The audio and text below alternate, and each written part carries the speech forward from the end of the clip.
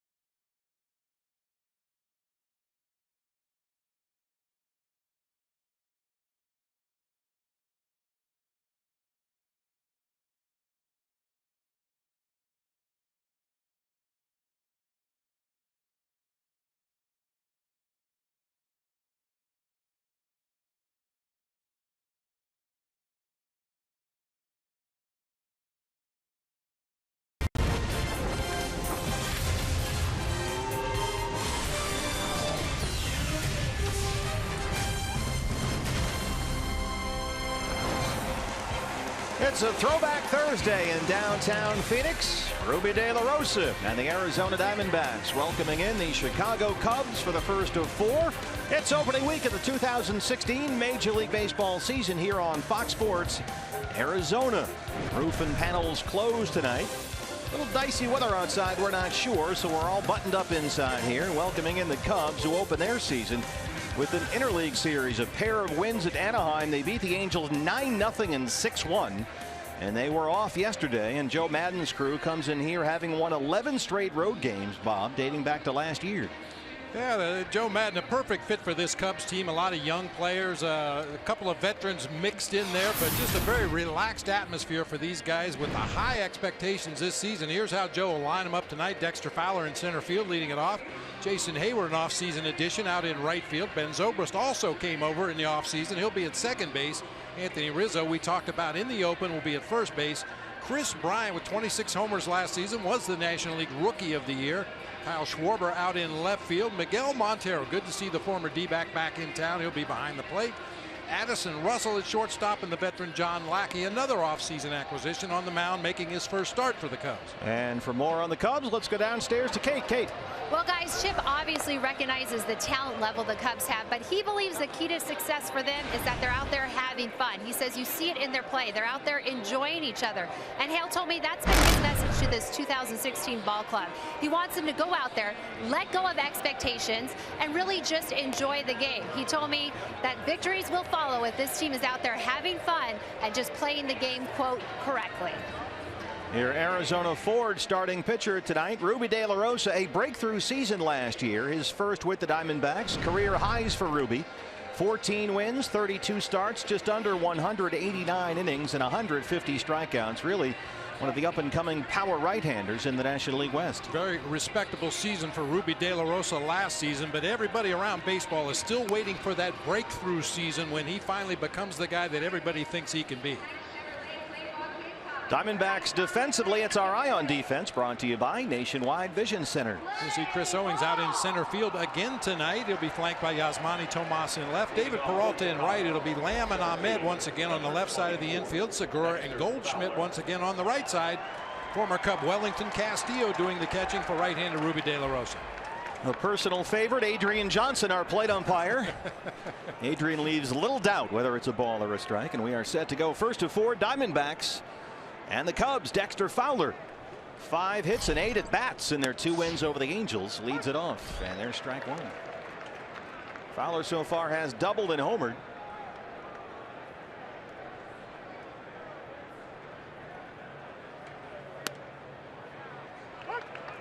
Ruby jumps ahead, no balls and 2 strikes.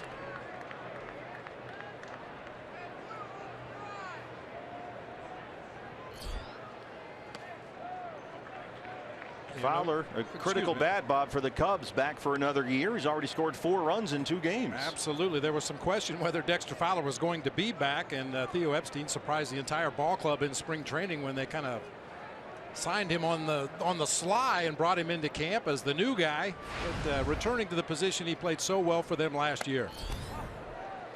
I like the Ruby De La Rosa pounding him inside right here. You'll watch Fowler. He stands close to the plate to begin with and really dives in there with that front foot. That will be critical tonight. Fowler, a switch hitter, batting from the left-hand side. He drives this one to Chris Owings in center field. 1 away. Time now for your Valley Honda keys to the game.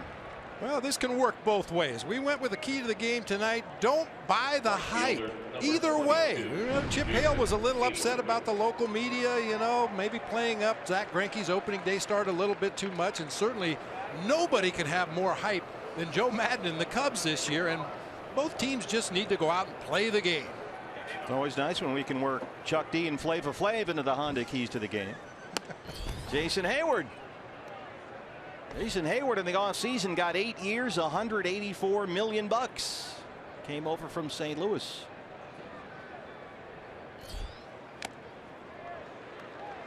And it was a great year for Hayward last year with the Cardinals. Career highs in batting average, doubles, hits, stolen bases. He also won his 3rd Gold Glove in 4 years.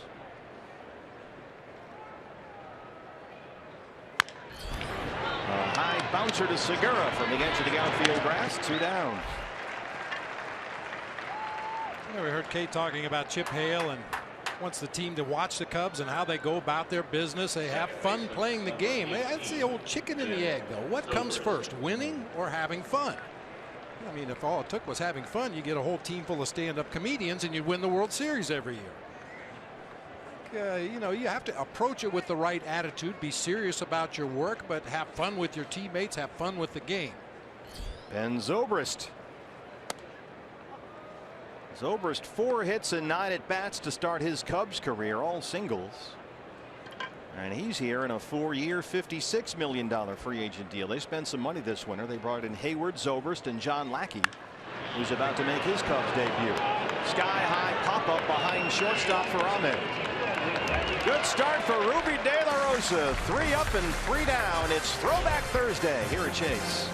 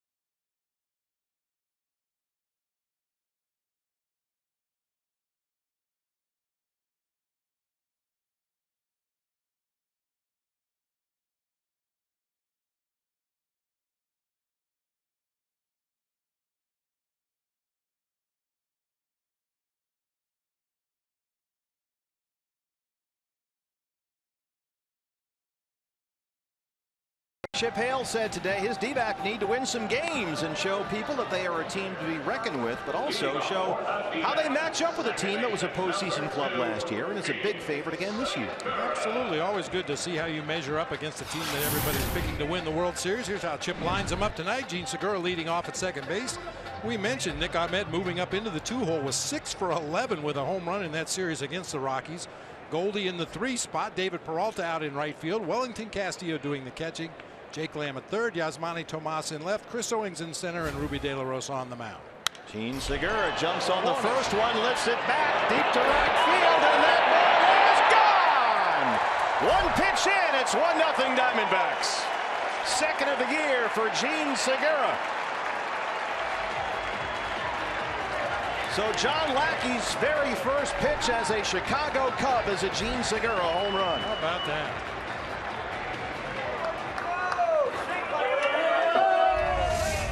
No surprise that Gene Segura swings at the first pitch. A little bit of a surprise that John Lackey threw him a high fastball up and out over the plate. Good opposite field power there. Another jumbo jack to the opposite field this time. That's why they don't want Gene Segura up there trying to work counts and see pitches. He's an aggressive hitter and they want to turn him loose. So Lackey down 1-0. Here's Nick Ahmed.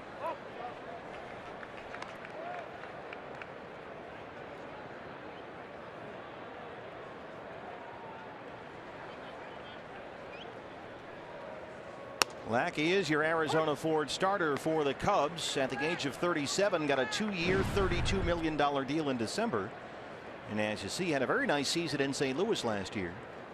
33 starts, went 13-10, and had a 2.77 ERA, which was 7th best in the National League.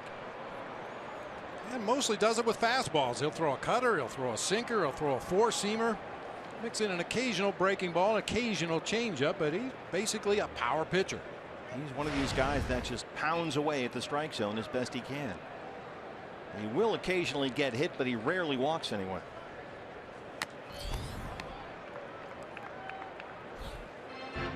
So a change, as Bob mentioned at the top of the show, for Nick Ahmed here, who was in the 2-hole after an excellent start to the season. 6 hits and 11 at-bats, including a double and a home run. Nick homered here yesterday against the Rockies. Maybe it's purple. The team in purple here will hit home runs. I think that's the case. Nick waves at that one. First out for Lackey. Take a look at the Cubs defensively. Our eye on defense brought to you by Nationwide Vision Center. Jason Hayward over in right field. Gold Glove defender out there. Dexter Fowler in center. Kyle Schwarber in the left field. It'll be Chris Bryant and Addison Russell on the left side of the infield, with Ben Zobrist and Anthony Rizzo on the right side. Miguel Montero behind the dish for right-hander John Lackey. Here's Goldie. Big cut at the first offering from Lackey. It's 0-1. Goldie 2 hits and 10 at-bats, including a home run Tuesday night onto the concourse in right center. 321 last year. I think the fact, well, Gene Segura almost always swings at the first pitch if it's near the strike zone, but the fact that Goldie swung at the first pitch tells me the Diamondbacks are well aware of John Lackey's history of being a strike thrower. They're going to be aggressive against the guy that's usually in the zone. He does not walk batters. He just keeps coming at you. With what even he will admit is a pretty consistent delivery that gives him a chance to throw a lot of strikes. And Lackey will tell you there's no secret formula. He's not out there trying to trick anybody. And rarely even bothers throwing something that's not a fastball. Last year, nearly 70% of everything he threw was a fastball. A lot of four-seamers and some two-seam sinkers.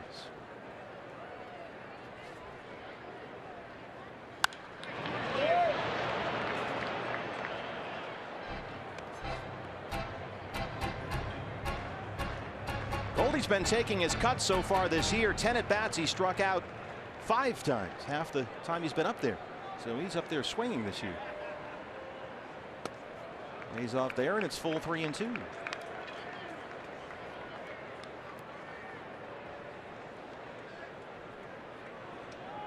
David Peralta on deck. He'll be next.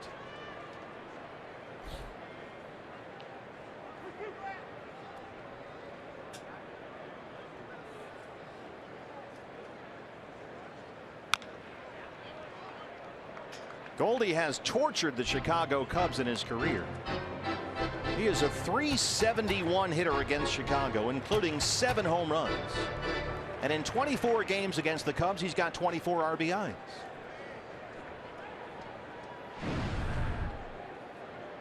That's production right there. Close, but he doesn't bite. A 1-out walk. Well, a lot of Goldie's damage that he's done against the Cubs in his career has come right here at Chase Field, a .415 batting average. Tries to go backdoor sinker right there, misses just off the plate. 6 homers among 10 extra base hits in this ballpark against the Cubs. David Peralta. Wonder how many Little League kids all over Arizona are doing the freight train move with the lean back and the hand on the mouth. 0-1 the count. David 5 hits in 14 at bats to start the year.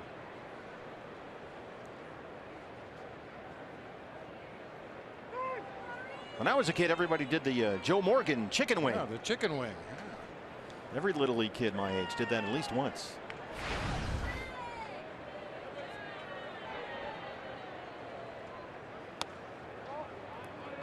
One and one.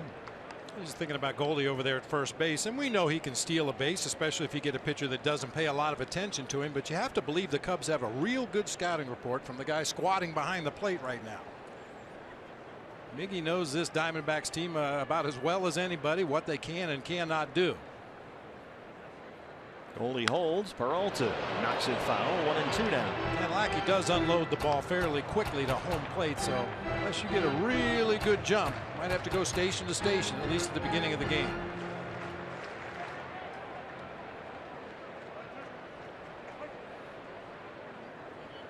I think the Cubs should sign Clark Griswold to play second base. You could have Addison and Clark out there in the middle infield. Right at the confluence. That's a fair ball. Here comes Goldie. Schwarber plays it in the corner. Matt Williams stops him at third, and the freight train is in at second with a double, his second this year.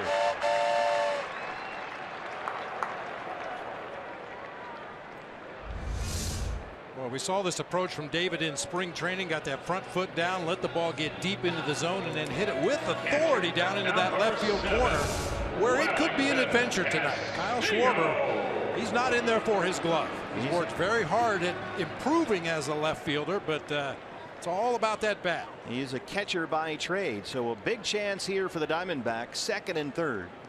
1 out, and here is the former Cub. He was a Cub at this time last year. It's Wellington Castillo.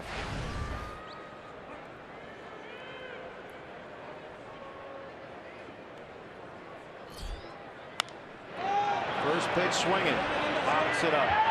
Miggy, Rizzo calls him off. Oh, another case in point, Bob. They're up there hunting fastballs. Yeah, we mentioned in yesterday's ball game. I just think Wellington Castillo is swinging a little bit big right now. I mean, he knows that the team is counting on him to provide some punch in that offense, and I think he's just trying a little bit too hard to lift the ball in the air to the outfield. Well, Lackey, I think, would consider himself fortunate to get out of this with just the 1 run. 2 down now for Jake Lamb. Goldie at third, Peralta at second.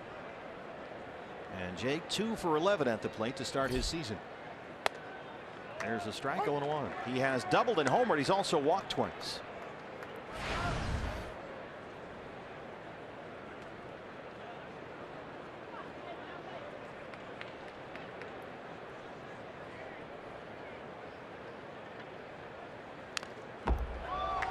You can be sure that this Cubs lineup is going to get there. So when you have an opportunity to put a crooked number up there, you've almost got to take advantage. You better cash him in every opportunity you get. This is I talked to Len Casper, their fine TV play-by-play guy, a former partner of mine, and he said we are an American League offensive ball club. They liked having the DH in Anaheim to open the season. They just mash the ball.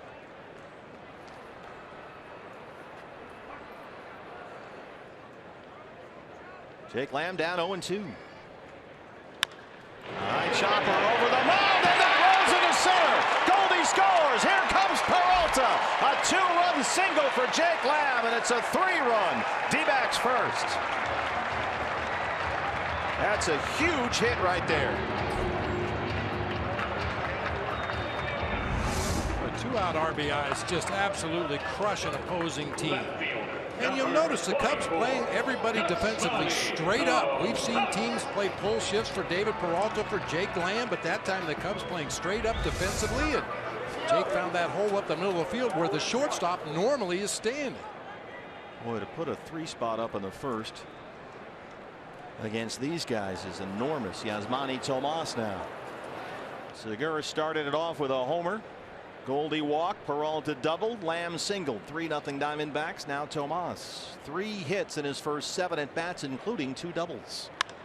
He drives this one toward Fowler and right, but it'll stay in the park. Or Hayward, pardon me. Gene Segura got it started. The first pitch of the ball game is gone for a home run. Lamb follows. It's 3-0 Diamondbacks.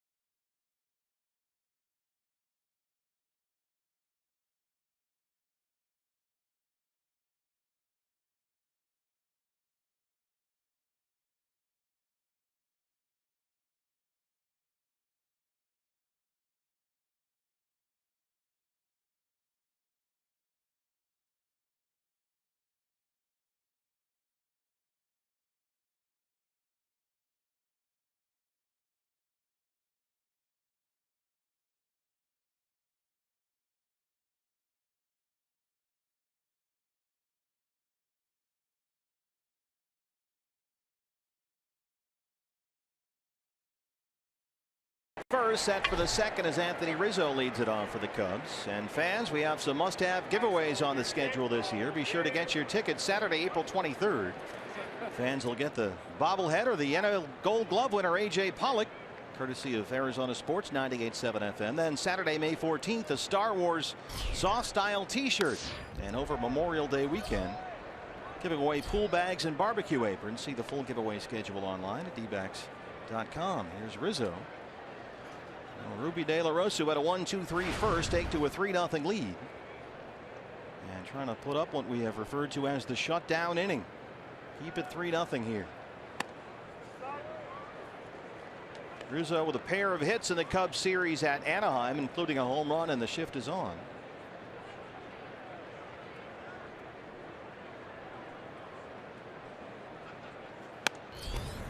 Ruby keeps pounding inside against that left-hand hitter. That's what they're looking for, and he's ahead 1-2.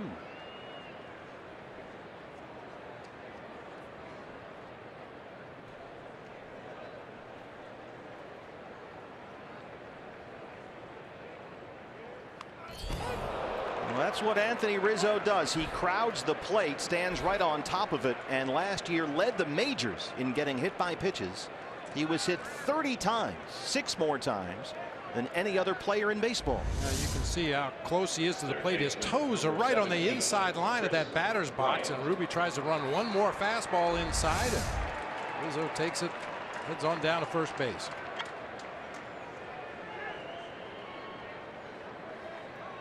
Chris Bryant, last season's National League Rookie of the Year.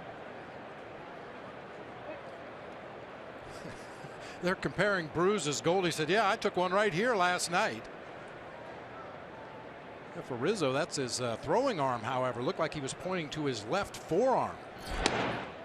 That would make me nervous, as important as Anthony Rizzo is to the Cubs. Boom, right there. And his hands and wrists and fingers are exposed right there out over the plate.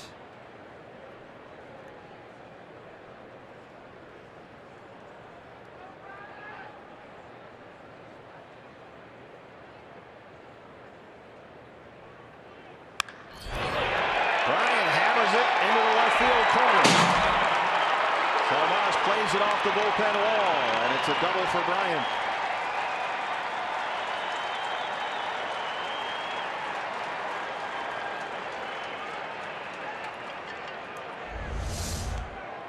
Bryant with a violent line drive down that left field line, a 95-mile-an-hour heater on the inside corner. He's able to keep it fair down there.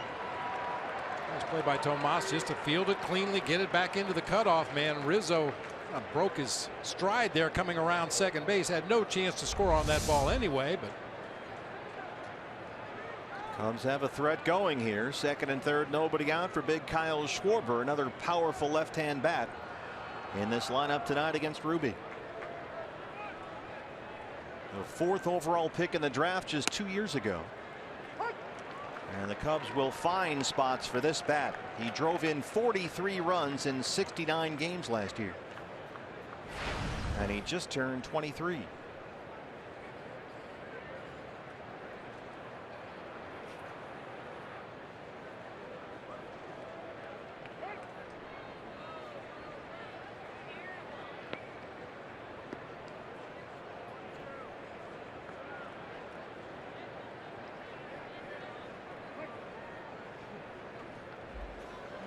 Rizzo, that hand looks like it still hurts.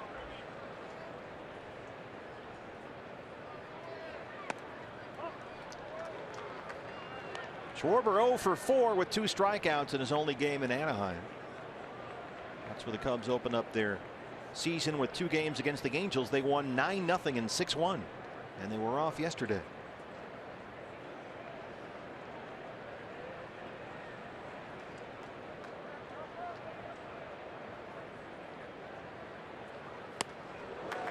Big cut at that one.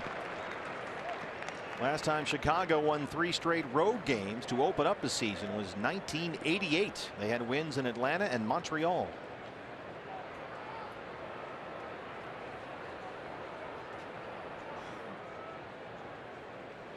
The Hawk. He was an Expo and a Cub. 1-2 on Schwarber.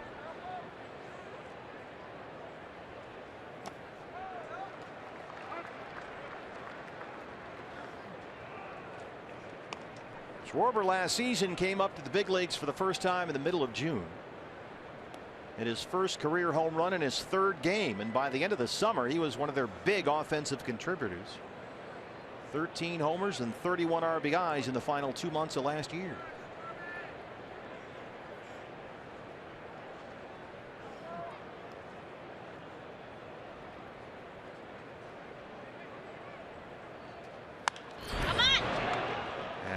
Foul right by Brandon Hyde, the first base coach, and Fred Bauer's on that one. There's Fred wearing his purple today. Our Golden Glover down the right field line, and James Tolar is ready to go in left. We got to do something about getting the guys a purple helmet on Throwback Thursdays. We're all about fashion here. Well, join the evolution.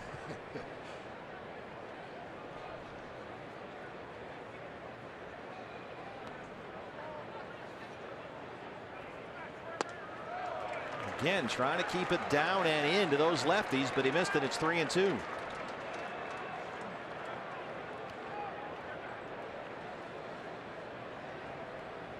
Big innings can happen quickly against this team. Miggy on deck.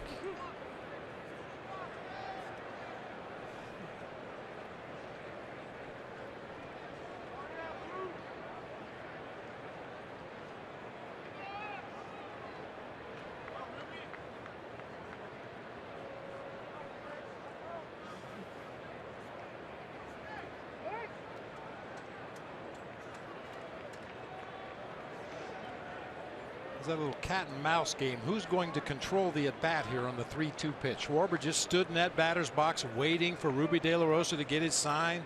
Took him a little while. Once he settled on the pitch he wanted to throw, went up into the set position. Schwarber called timeout.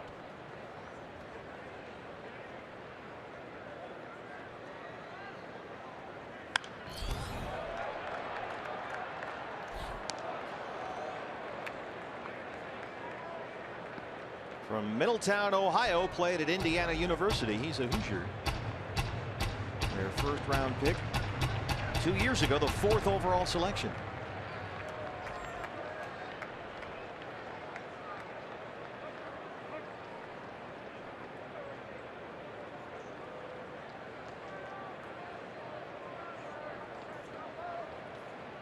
Another 3-2 pitch. Ball 4, the bases are loaded with no outs, and here comes Miguel Montero. Mike Butcher.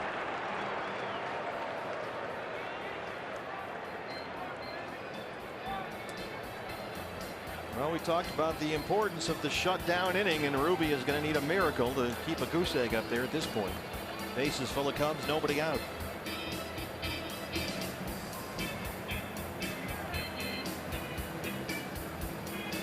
And with 10 seconds on the clock, Adrian Johnson will start his stroll from the plate to break this up. Get there just about the time the clock expires, which is right now.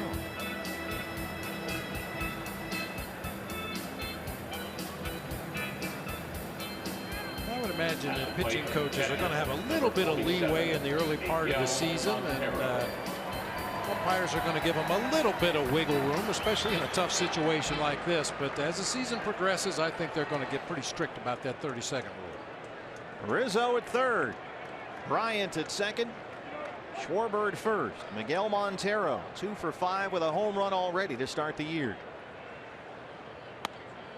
There's ball 1. Miggy hit .248 his first year as a Cub last season following his trade from the Diamondbacks. 15 homers, he knocked in 53.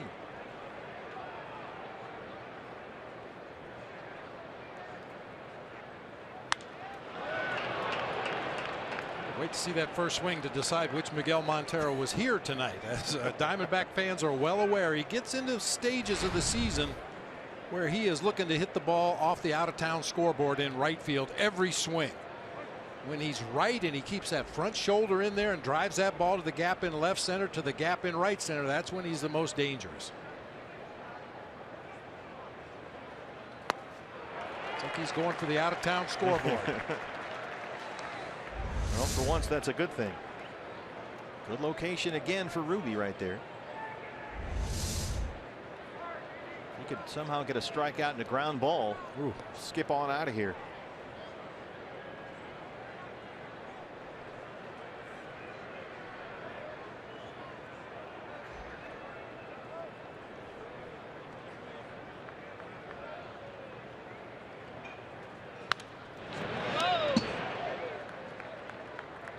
Miggy had a very good spring with the Cubs. He hit almost .390 in the Cactus League. 4 doubles, a couple of home runs. I noticed Ruby De La Rosa warming up down that left field bullpen today. He was throwing a lot of cut fastballs. We talked about his problems against left-handed hitters. That fastball straying back out over the plate when he tries to go inside.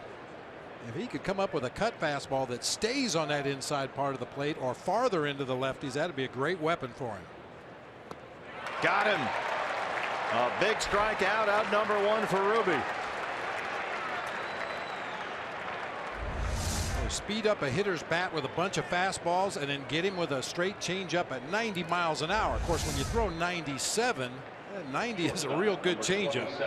Well, Ruby says he feels very confident right now. Everything he says is working. The fastballs, the slider, the changeup, the cutter. And he feels like he can throw any one of those pitches for a strike in any count, and he'll need to here. Addison Russell.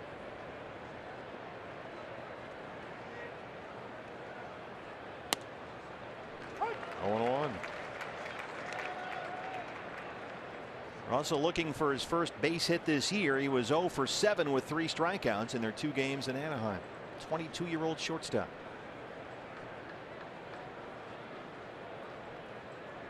He led the Cubs this spring with 6 home runs. So there's more power there than you probably think or realize.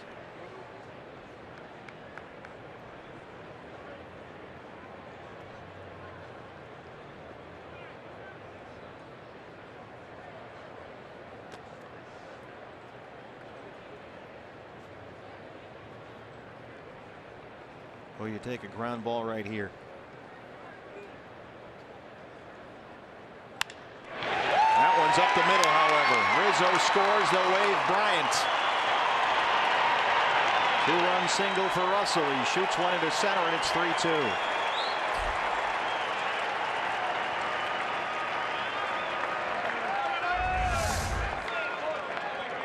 Cut fastball that time, didn't quite get out to the outside corner where he wanted it. Russell gets enough of it to shoot it back up the middle of the field. Number 41. Well, we talked about it in that Rockies series about a lineup that just doesn't give you any breathing room. And certainly the Cubs fit that description as well, right down to the number 8 hitter Addison Russell. These guys swing the bats.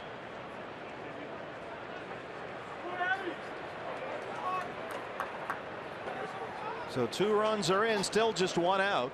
Schwarber is at second, Russell at first. And here's the pitcher, John Lackey. Goldie sneaking in from first. Lamb on the grass at third.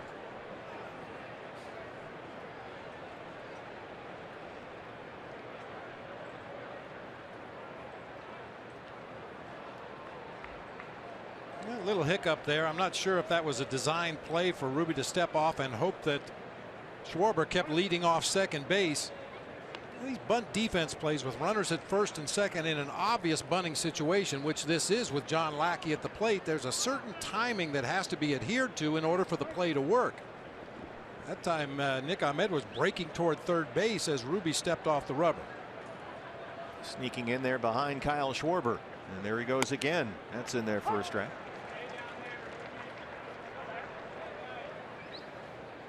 On certain defensive plays, Jake Lamb will charge from third, and Nick would keep going and cover third. Try to get that lead runner at third base, but you could see on that play he started breaking to third and then stopped. It's a decoy of the wheel play. Wheel play is when you leave second base unoccupied, right? You want to get the out at third, absolutely. It's a foul ball, says Adrian Johnson.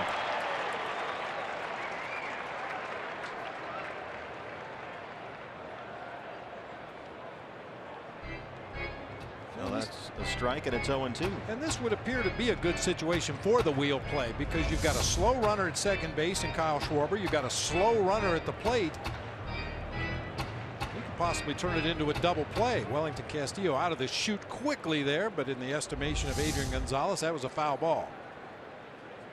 Now, there's another bunt defense play where you actually try to go for the double play when you have a slow runner at first and a slow runner at the plate.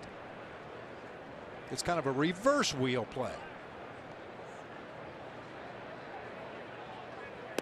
Waves at that one with 2 strikes. Ruby has his second strikeout and his second out here in the second inning. And now here's the leadoff man, Dexter Fowler. Center field, Dexter Fowler. Fowler flying out to center his first time up.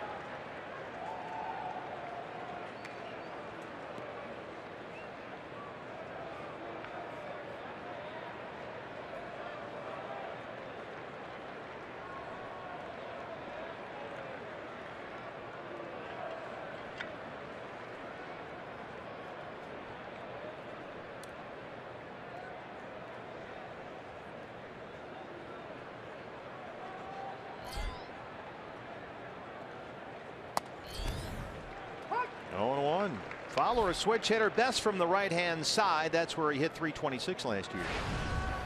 But he can be equally dangerous because most of his power comes as a left-hand hitter. A little more of a free swinger from the left side of the plate, more of a contact hitter from the right side. 13 of his 17 home runs last season came batting left-handed. Gene Segura. Well, Ruby had the bases loaded. The Cubs get 2 across, and the Diamondbacks, as we head to the bottom of the second, have a 3-2 lead.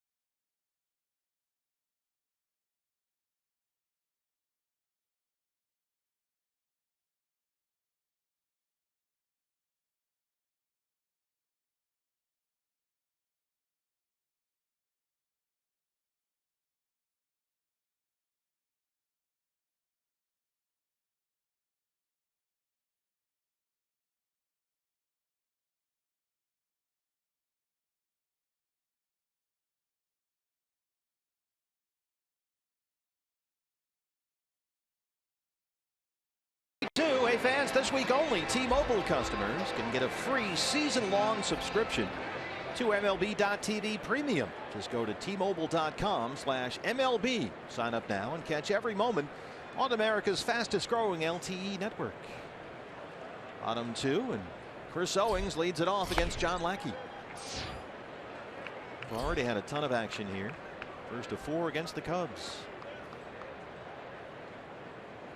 CO 3 for 11, a pair of RBIs to start the year. Back out in center field tonight, even against the right-hand pitcher John Lackey.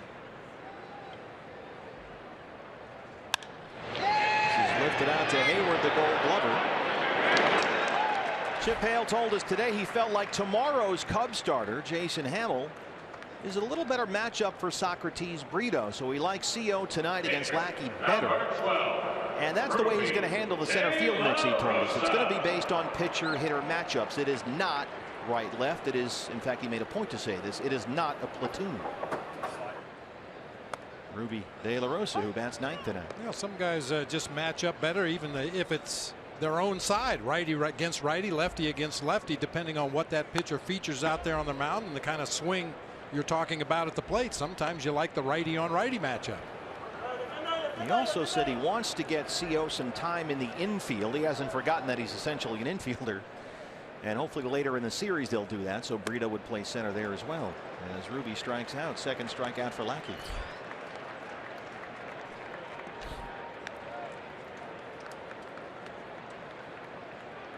We'll bring up Gene Segura, who homered in his first at bat, and fans, you know what that means. A D-backs home run tonight means a free jumbo jack tomorrow at participating Jack in the Box locations with the purchase of a large drink. Well, Segura, the second leadoff homer of his career. He hit one last June for the Brewers against the Twins. That was at Target Field. The first pitch of Lackey's Cubs career was a Segura homer. And Gene became the 6th Diamondback leadoff hitter to hit a home run on the first pitch of the club's first at bat. And from Patrick Kurish here at the Diamondback staff, 2-0 now.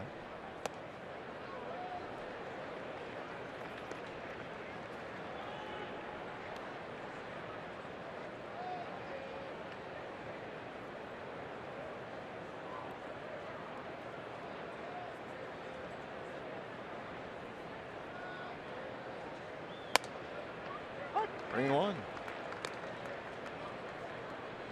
You will know how Lackey's doing based on his expression. Oh, he'll let you know. Yeah, he's not shy. Left center, Schwarber. This could be trouble. Got to get out of there. And it drops in. He collides with Fowler. And Segura's flying around the bases. Matt Williams will wave him in. Here comes Gene Segura. And he is safe. And Schwarber is hurt on the warning track. Trainers are running out there. He collided with Dexter Fowler. And Segura's shaken up as well.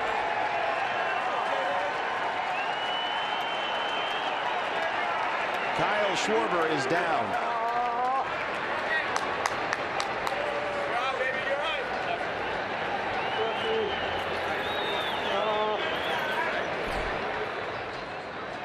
Well, you could almost see that coming. That ball just tailing away from Schwarber as he was running full speed into that gap in left center. Dexter Fowler coming over from center field. You can see the dirt on Schwarber's face. He went down hard. Deepest part of the ballpark, left center here at Chase. One more look. Both guys running at full speed. Both guys thought they had a chance to make the play. It looked like the left leg took the brunt of the contact there. Schwarber still has his wherewithal to try to reach out and grab that ball as it was rolling away. Dexter Fowler is a big man, 6'5", 195, almost at full speed.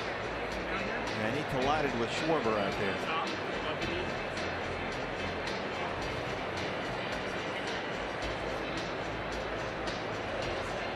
Kyle Schwarber, we mentioned, drafted as a catcher. He is a catcher by trade. He did make 15 starts behind the plate for the Cubs last year, but started twice as many games as that in left field. They have found a spot for his bat, so he is a catcher learning to play the outfield.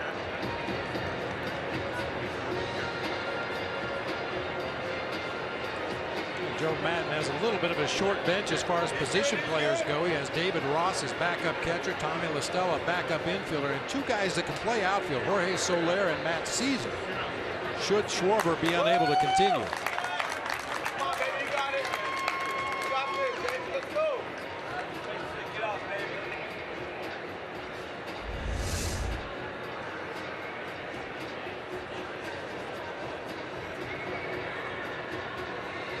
Worked out to be just a roll block inadvertently by Fowler there. And they are working on that ankle.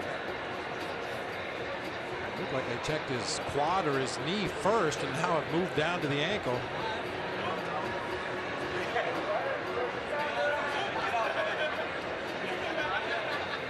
That left leg.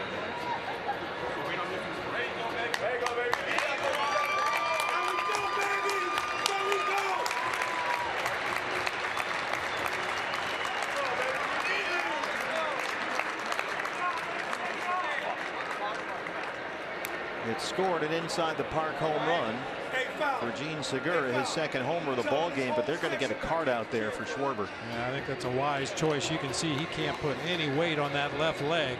And he's a long way from the dugout right now, and here it comes. This is a big ballpark. Got it, baby. Let's go. Hey, coach, put him in. 23-year-old Kyle Schwarber.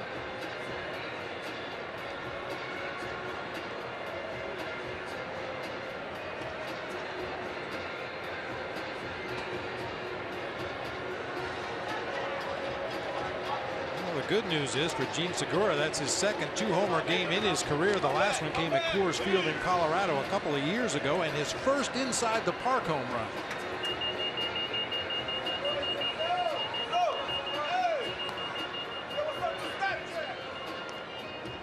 John Lackey with some warm-up tosses on the mound while they try and get Schwarber some medical attention. I think Joe Madden is going to bring Tommy La Stella, the infielder, into the game and move Chris Bryant to left. Bryant played some left field last year. There was talk they might move him to the outfield full time, but you're right, La Stella comes in now, and it looks like Bryant will head out to left field.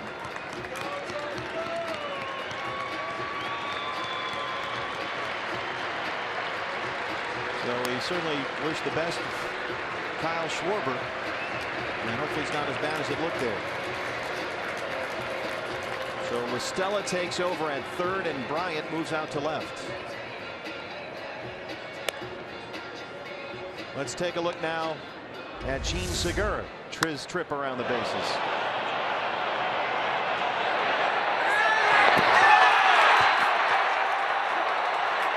Didn't really shift it into high gear until halfway between first and second when he saw that ball get away from the two Cubs outfielders. Still scores easily at home plate. A little bit of an awkward landing for Gene, too. So it's 4-2 D-backs. A run is in, 2 outs, and Nick Ahmed, the hitter.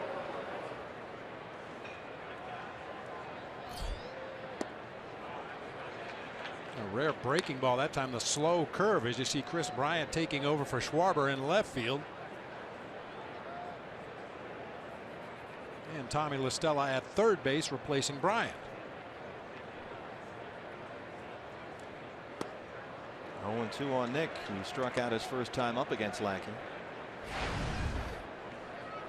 And Nick had to kind of reevaluate right there. We talked about Lackey throwing fastballs 70% of the time last year. 2 slow breaking balls to start this sequence.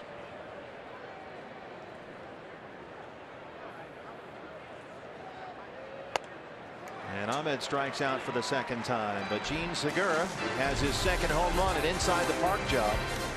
And as we head to the third, the Diamondbacks lead the Cubs 4-2.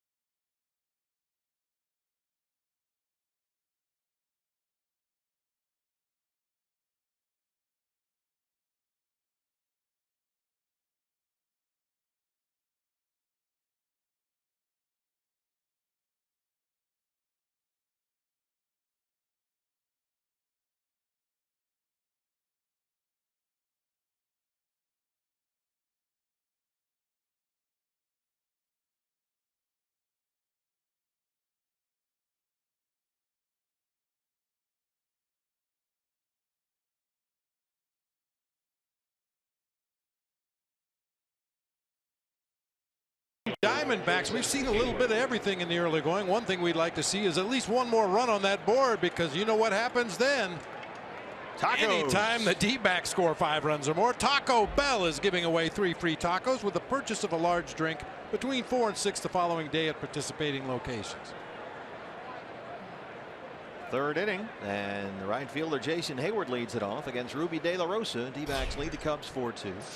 Hayward grounded out his first time up. Ruby throwing strikes. He's been ahead in the count most of the time so far.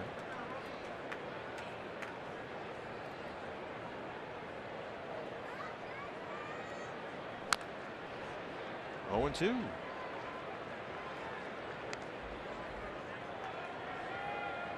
Ruby worked hard in the offseason. He showed up at spring training 22 pounds lighter than he was last year, and he was noticeably thinner.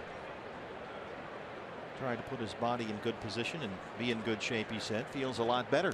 Looking for more consistency this year.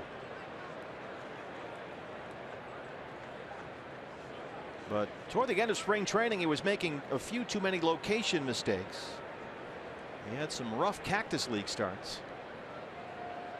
And he's got a clean slate here to start 2016. That one misses away, and it's 2-2. In his final 3 spring training starts, Ruby allowed a total of 24 hits and 14 earned runs in about 16 innings. Trying to put that behind him.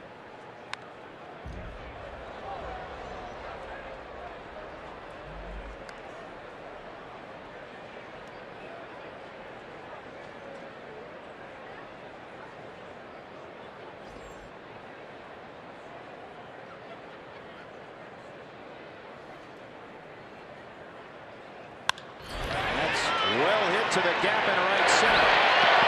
Peralta cuts it off and holds Jason Hayward to a leadoff single. Nice job there by David to get to that one. Hopefully that'll be a big play in the inning. We've seen David Peralta in right field and Yasmani Tomas in left field take extra bases away at least 3 times already this year, just by hustling over to the spot, get to the ball quickly and get it back in before that runner can advance to second base.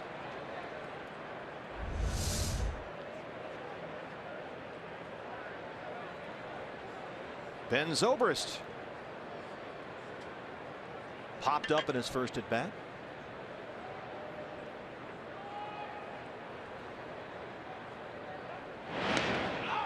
Close at first, but Hayward is back in time.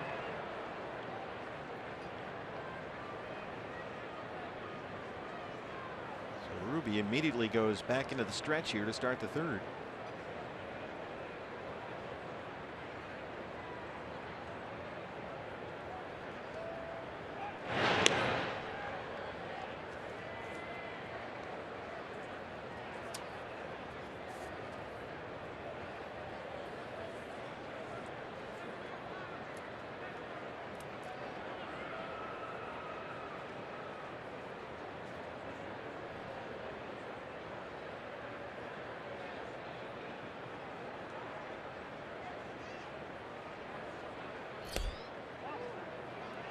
Ball 1. Zobrist, always a valuable guy for Joe Madden. They were together 9 seasons in Tampa Bay. And he proved more valuable than ever for Ned Yost last year when he won a World Series ring in Kansas City after his trade from Oakland at the deadline last July. I think Ben Zobrist is finally where he should have been all along in the National League. What a valuable piece for a manager to have a guy that can play all over the field, hit from both sides of the plate. By all reports, a great teammate. You don't lose anything defensively no matter where you put him on the field. Sure made a big difference. He was one of their most consistent bats in the postseason for the Royals last year. Playing some outfield and second base. A ball and a strike. Really keeping an eye on Hayward down there.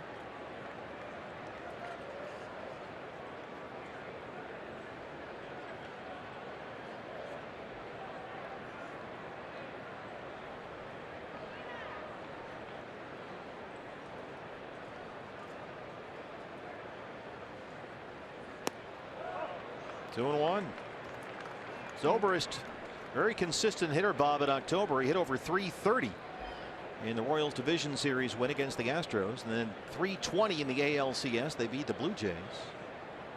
He had 3 doubles and 2 homers in that series, and then doubled 4 times in 5 games in the World Series in their win over the Mets. A lot of big hits. I think consistent is a good way to describe his career. He's just a guy that shows up every day ready to play a ball game and help his team win however he can. Ruby's fallen behind now, 3 balls and 1 strike.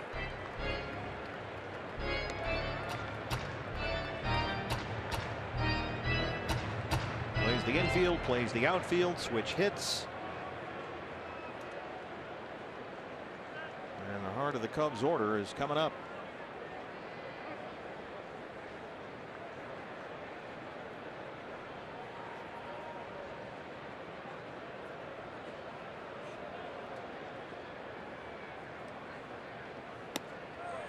Walked him. So the first 2 have reached in the Chicago third. Second walk issued by Ruby De La Rosa. First baseman Anthony Rizzo. Can't walk guys ahead of Rizzo and Bryant. Rizzo was hit by a pitch and scored a run in his first plate appearance.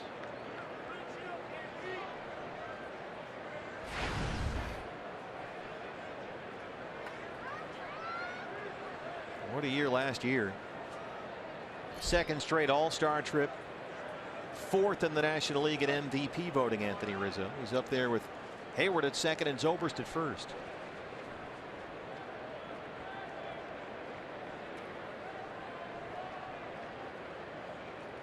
Diamondbacks cannot put the shift on with 2 base runners.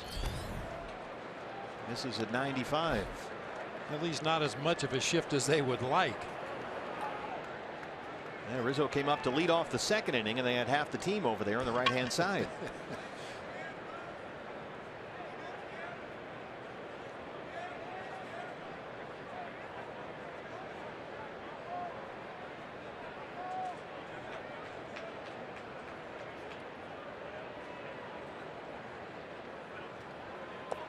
You were marveling at the Cubs batting practice today. Man, I'm telling you what, we were about to move our Dodge Ram truck out there in the back of the right field bleachers somewhere else because guys were coming awfully close to that truck. They can put on a show, that's for sure, some of these big bats.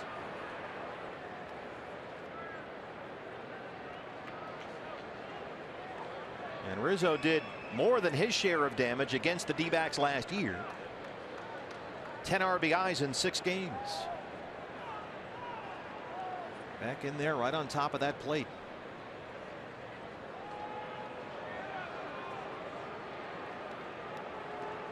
And it works for him. Last year 38 doubles, 31 homers. He knocked in 101 runs.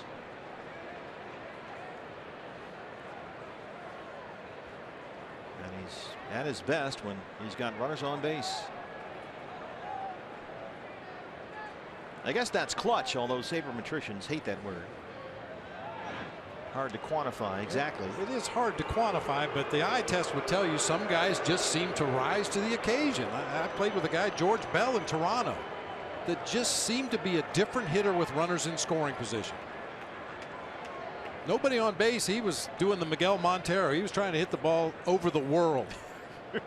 But you put a runner at 2nd and 3rd, he'd shorten up his swing a little bit. He'd be more conscious of driving the ball to the opposite field. And one of the great run producers of his era. Just saw a shot of Dr. Ed Lewis, who runs the Diamondbacks analytics department. Now Welly and Ruby got to get together with Nick Ahmed. There's Dr. Ed out there with DeJohn Watson and Dave Stewart. Well, you definitely want to make sure that Jason Hayward out there at 2nd base isn't tipping anything to Anthony Rizzo at the plate. You want to make sure your signs are complicated enough that the Cubs can't steal them, but easy enough so that Ruby's not confused out there on the mound.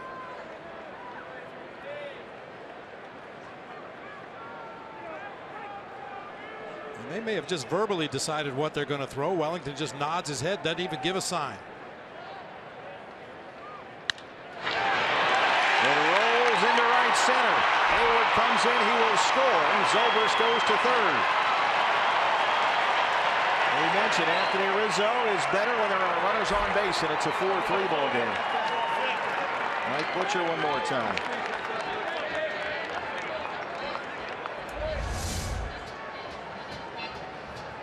That's what Rizzo likes. He likes pitches out over the plate. And we talked about how close he stands to that inside corner. The barrel of his bat many times is off the plate away. So if you're going to try to go away from him, you almost need to throw it in the right-handed batter's box. Well, we've talked about these Ruby moments. It's just there are moments where maybe he has a lapse in concentration, seems distracted. He's got a lot going on out there, and has not had a chance to settle in. He hit Rizzo and gave up a Bryant double to open up the second, and now it's gone single walk single to open up the third. So he's had traffic around him all night here, and still nobody out in this third inning. Zobrist is at third, Rizzo at first, and the dangerous Chris Bryant steps in. Bryant doubled and scored his first time up.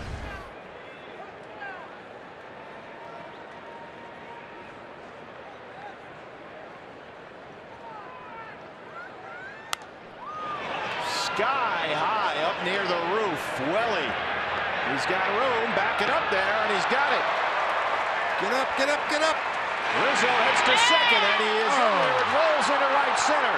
Zobrist will score. Rizzo gets third. The game is tied.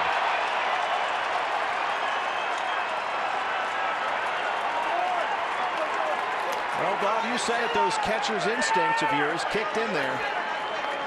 And Welly a little shaken up there after that somersault over the on-deck circle. He went back hard on his backside, maybe hit his head on the ground as he tumbled backwards to make this catch. That ball was a mile in the air. Well, right there, he checks the runner at third, but forgets about Rizzo at first base, who alertly tagged, advanced on to second, and on the errant throw, he's going to end up at third base.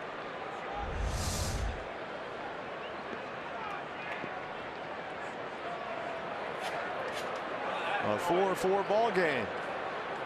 Lackey was down 3-0 after one. Now he's got a clean slate, so to speak. Tommy La Stella, who took over at third when Schwarber had to leave. Bryant moved out to left. La Stella, the former Atlanta Brave, who missed much of spring training this year with a strained calf and was out almost all of last season with the right rib cage situation. Infield creeps in for the D-backs. Goldie. Rizzo stays put, got to hurry, and he gets the tag on La Stella.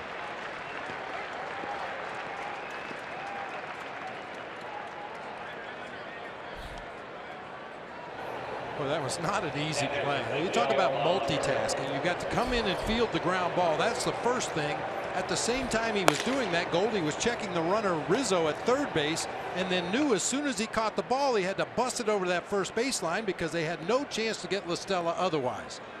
You saw Kyle Drabeck, who was brought up here to give the Diamondbacks some length in that bullpen. Ruby over 50 pitches now through 2 2/3, and Miguel Montero steps in. 2 outs and Rizzo at third base. High chopper. Segura's there. It's been a wild one so far. Get comfortable. We're all tied at 4.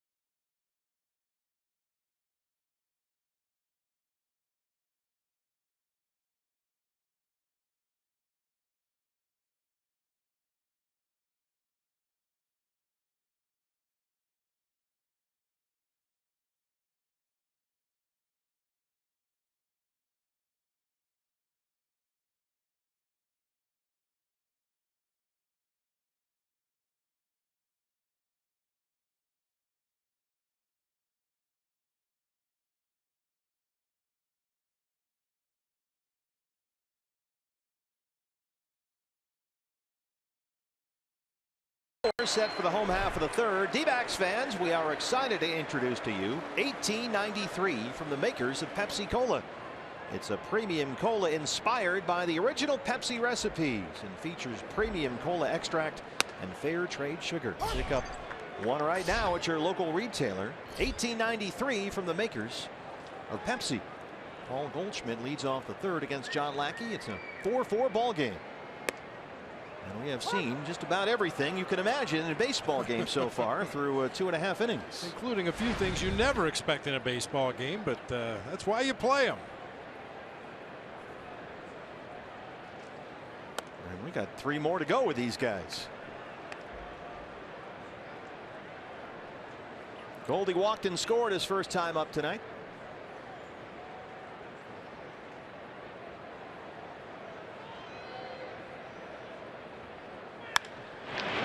Base hit by a diving Ben Zobrist. Hayward's got it in right. Leadoff single for Goldie. 5th hit for the Diamondbacks against John Lackey. What a great approach by Goldie. Let that ball get deep, protecting the plate with 2 strikes, and just shoots it through that right side. No stride whatsoever with the front foot. Just past the diving Ben Zobrist. David Peralta doubled into the left field corner his first time. Scored on Jake Lamb's 2-run single. Diamondbacks got 3 in the first against Lackey. Peralta, base hit, and Goldie's on the move. It rolls all the way to the wall. Matt Williams will wave him home, and here comes the freight train in at third. Get on board, everybody. Mr. Brindley, can I interest you in some tacos? Always. You can always interest me in tacos. Diamondbacks have scored the 5 runs necessary for everybody to get 3 beef tacos tomorrow with the purchase of a large drink at participating location. That ball was sizzled into the gap in right center field. Good speed out there with Fowler and Hayward, but it splits the gap perfectly. As usual, Goldie got such a good read at first base, never hesitated. He knows Matt Williams got a real good chance to send him home. He doesn't bother to look over his shoulder until he knows he's going to score. Wellington Castillo first pitch swinging just like he did his first time up. And Fowler comes in and makes the catch. Peralta stays put at third. A shoestring catch there for Dexter Fowler. That one almost dropped in. Boy, you're right, Bob. That's twice now that Castillo's just up there hacking. Sometimes you can be overly influenced by the advance report. We've talked at length already about Lackey and his propensity for throwing lots of fastballs, and Wellington Castillo has gone up there and just jumped on the first thing he sees in both at bats. Still has to be a pitch you want to hit. Cubs infield will come in now. Peralta at third, 1 out. Jake Lamb had a big 2-out 2-run single back in the first.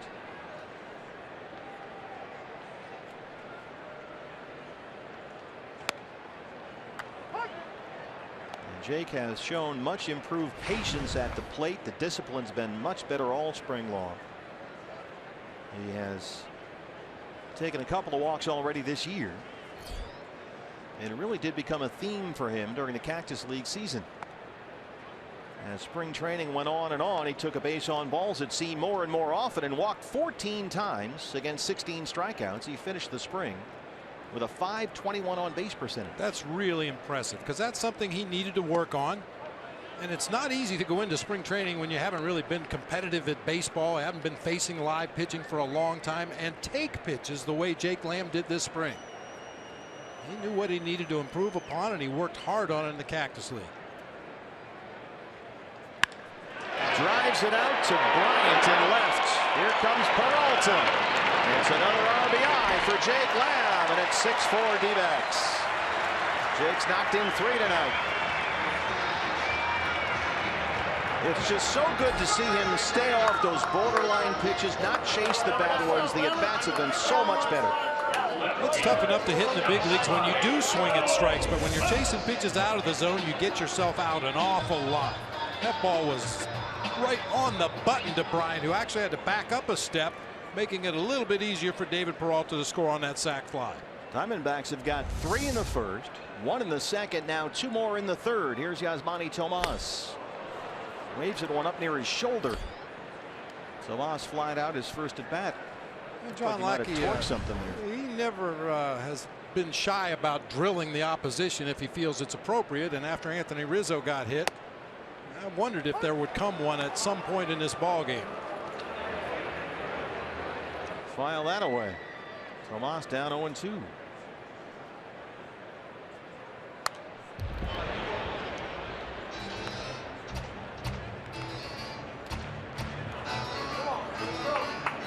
Funny, when Lackey is competing in a game, he says he's a different guy than he is the other 4 days.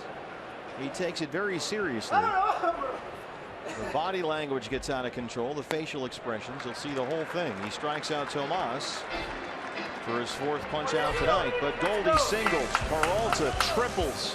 Lamb the sac fly. Diamondbacks and Cubs. Couple of heavyweights slugging it out here at 6-4 through 3.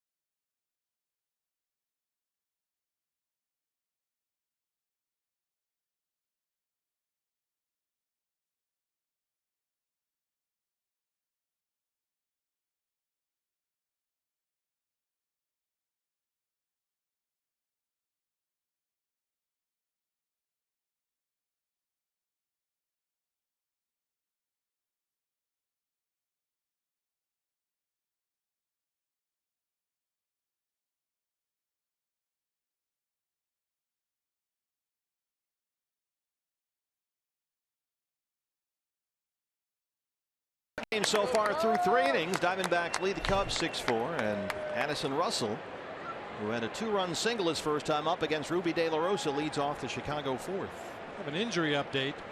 Scoreboard operator here at Chase Field just went on the DL with tendonitis in both hands. It's a messy scorecard already.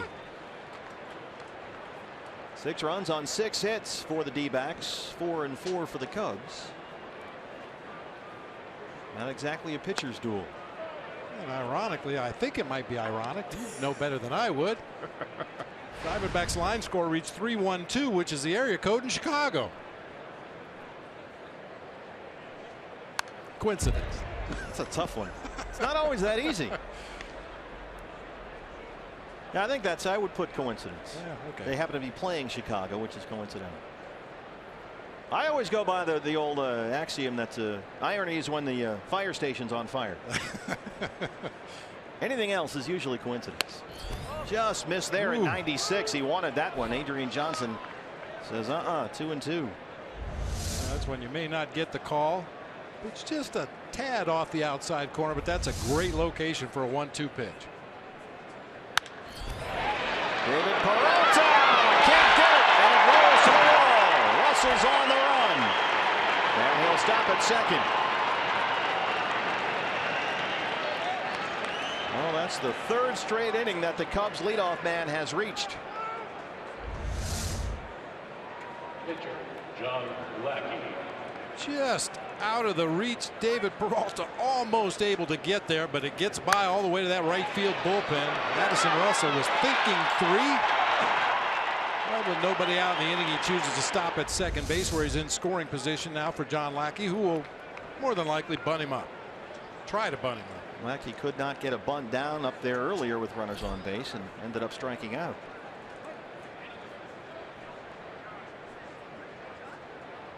Goldie in halfway almost at first. Jake Lamb sort of kitty cornered at third. I always imagine it's very difficult, Bob, for the third baseman in this situation when you got a guy on second and a right-hand hitter up there. Well, this particular bunt play, Ruby De La Rosa is responsible for the third base side of the infield. Obviously, Goldie well drawn in at first. He'll cover the right side.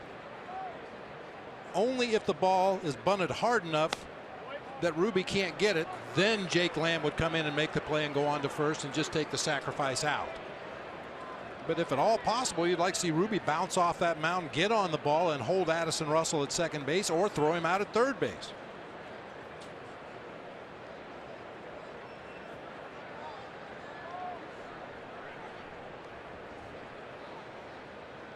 I hope you don't mind. I've arranged a little presentation for you. Oh, nice. We have some hardware up here that we'll get to in just a minute. No rush. A little something I put together for you. You've been busy. I didn't. Wow. 3-0 now.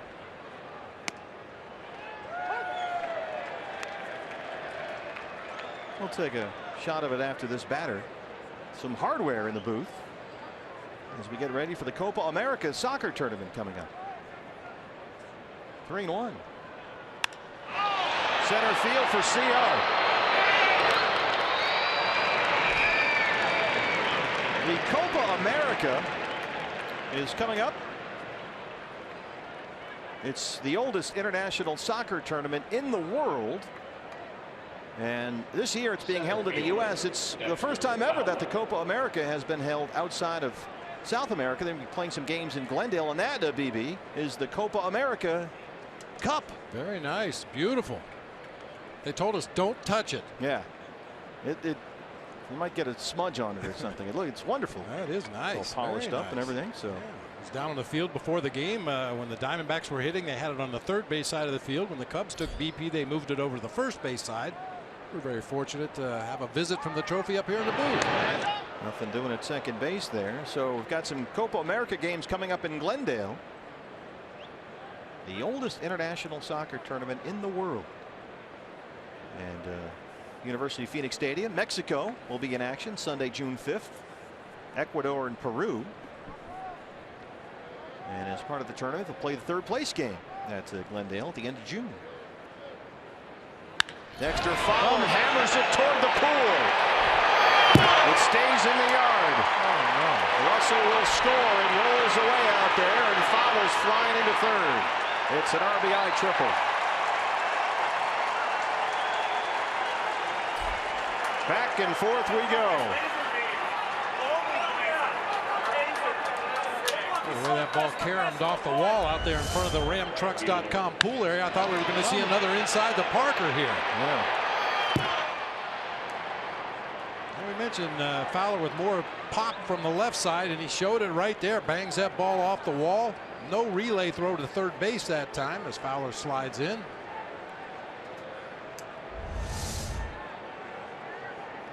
So it's a 6-5 ball game. Fowler's first triple. He's at third with 1 out for Jason Hayward. Hayward singled and scored his last time up. He's 1 for 2.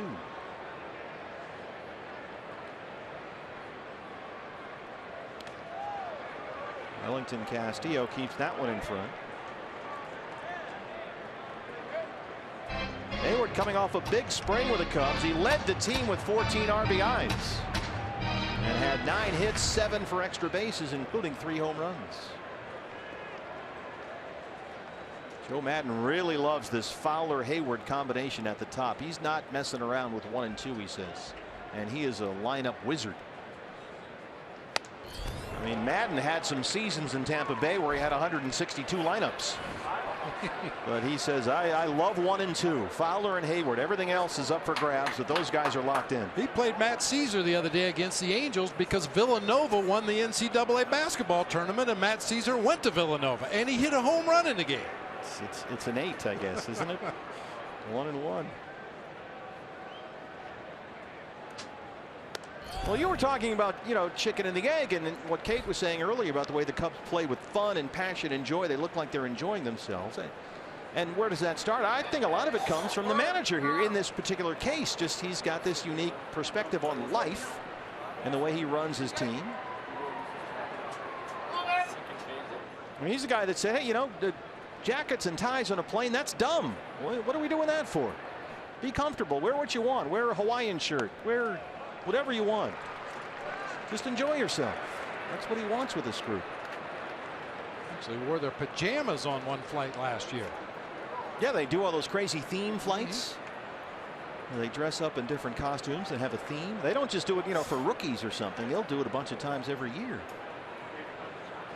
Well, Ruby's in a mess now. He's behind 3-1 on Hayward. Bullpen busy again for the Diamondbacks. And he walked him. Third walk issued by Ruby De La Rosa. He's at 70 pitches now, 40 strikes. And Chip Hale's seen enough.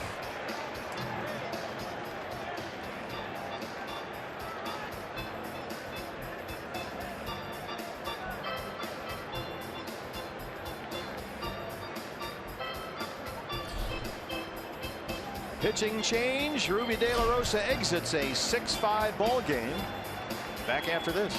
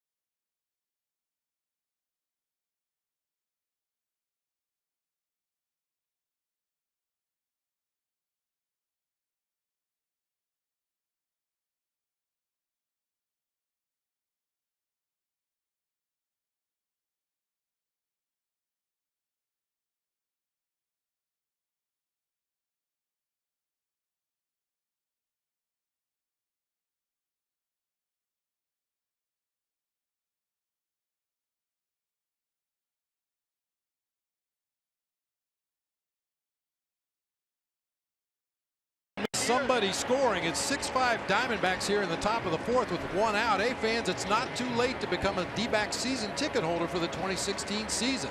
Get tickets for the full season or choose from half, a series, or even a weekend plan. Season ticket holders enjoy the lowest price per ticket and get access to exclusive events and experiences. Become a season ticket holder now. Visit dbacks.com. Well, Ruby De La Rosa tonight lasts only 3 1/3. He gave up 5 runs on 6 hits. He walked 3. He's responsible for 2 base runners, so it's something of a save situation. And forget about the long man. Here's a guy that's got closer stuff. It's the youngster Jake Barrett out of Desert Ridge High School in Mesa and ASU, who's got power stuff, and the Diamondbacks need it right here. They're on the corners with 1 out for the heart of the Cubs order. Dexter Fowler is the runner at third, and Jason Hayward at first. Zobrist, Rizzo, and Bryant coming up. Zobrist has popped up, walked, and scored. So the building's burning down, and here comes the fire department.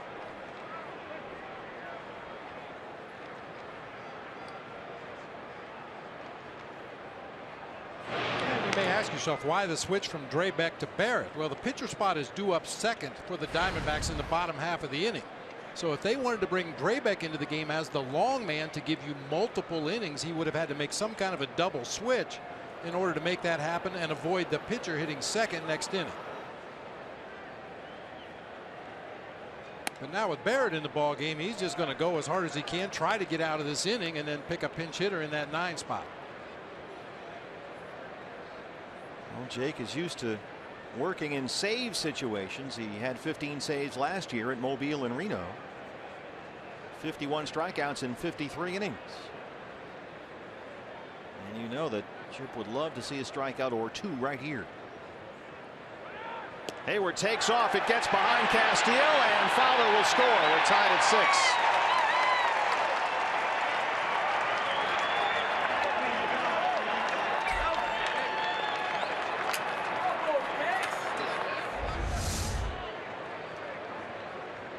Sure if that'll be ruled a wild pitch or a pass ball. It was a fastball pulled over there inside to the left-handed hitting Zobrist. Well, he may have lost sight of that ball at one point, but either way it goes to the backstop as a wild pitch.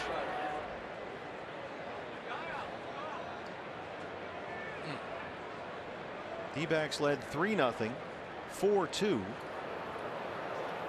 6-4, and now it's 6-6.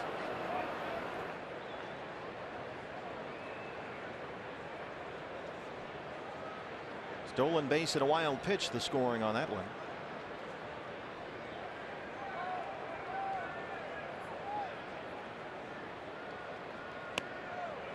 You may ask, how does he get credit for a stolen base when the ball was thrown to the backstop? Because Hayward was running on the pitch. So he's credited with the stolen base. The runner from third scores on the wild pitch. Count is 3-0 on Ben Zobrist.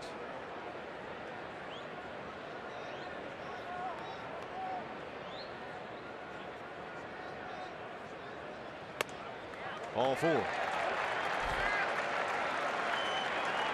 That's the 4th walk issued by D-backs pitchers, the 2nd in this inning. Mike Butcher. Mike's getting to the workout here tonight. Well, and you mentioned it earlier.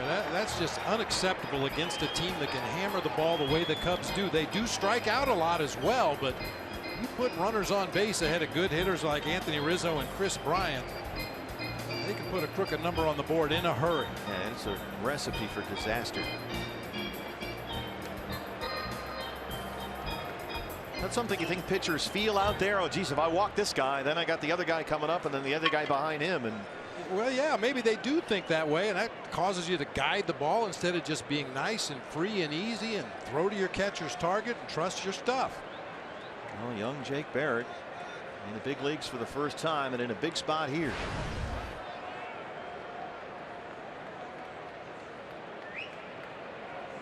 Hayward at second, Zobrist at first.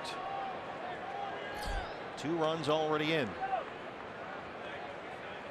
He shoots it down the right field line. That's a fair ball. Hayward will score. He will wave Zobrist home as well. It's still in the corner. Rizzo heads for third. It's a 2-run triple.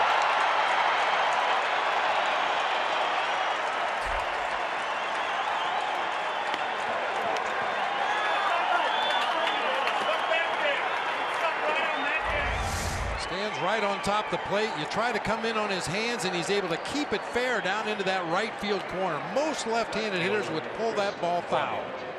Rizzo's able to keep it fair. Hayward scores easily. Ben Zobrist right behind him. David Peralta had some issues down there in the corner. He went out of our line of sight all the way in the right field corner. I'm not sure what took so long to get the ball back in. It's turned into a 4-run Chicago 4th. They lead at 8-6 after the Diamondbacks led 3-0 after the first inning. And now here's Chris Bryant. Infield creeps in for Arizona, and there's a ball.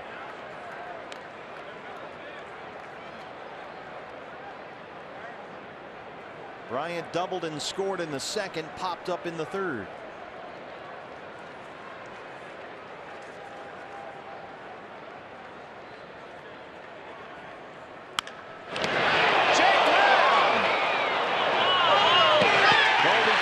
The scoop. Here comes Rizzo. He will score. And it's a 9-6 ball game. Bryant is out at second.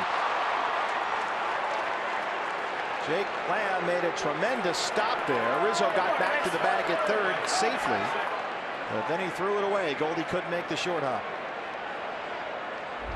Nice play just to stop that screamer right there. But once he's back to the bag, you got to unload that ball to first base. Looked like he was caught by surprise there. Threw it errantly to Paul Goldschmidt.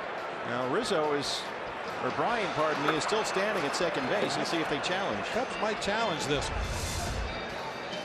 And they are going to put on the headsets. Harry Cedarstrom, the crew chief of the first base umpire, comes over with Eric Cooper. Cooper's perfect position to make the call. Ladies and gentlemen, the previous play is under official video replay review. The call on the field is that the runner is out. Eric Cooper on the right there. One more look. The call was initiated when the manager challenged by the Chicago Cubs. He's in there. Yeah.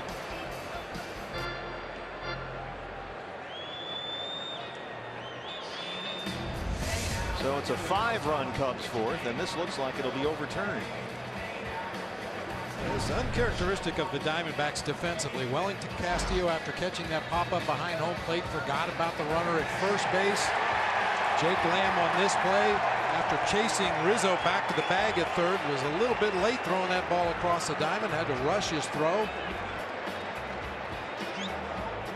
Just don't see the Diamondbacks make those kind of defensive mistakes. I think they look a little tight, frankly.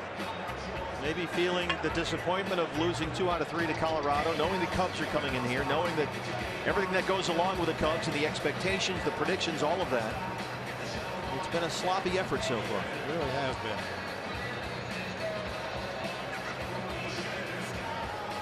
Taking a long look in New York. Well, the good news is Diamondbacks have 6 more at bats offensively the way this game's going. Yeah.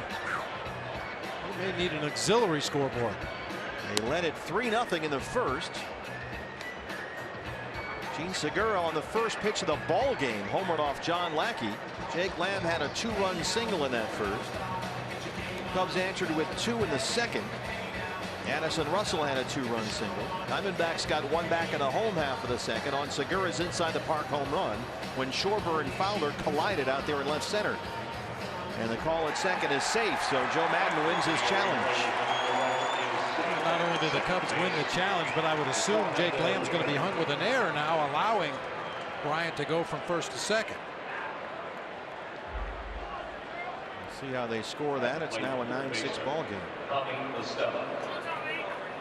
Tommy La Stella came into the ball game to play third when Bryant moved out to left, replacing Kyle Schwarber, who was injured on that collision with Fowler on what turned out to be Segura's inside the park homer.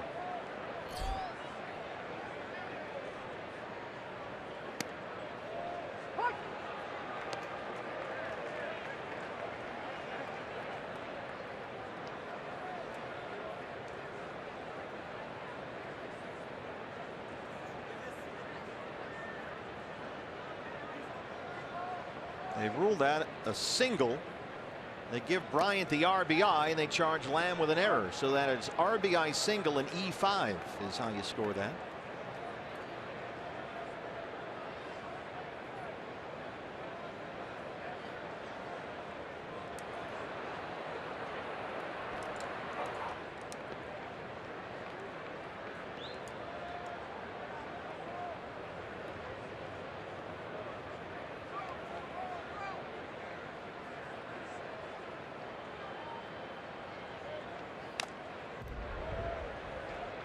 Phone rings again in the Diamondback bullpen. Garvin Alston, the bullpen coach, is busy down there.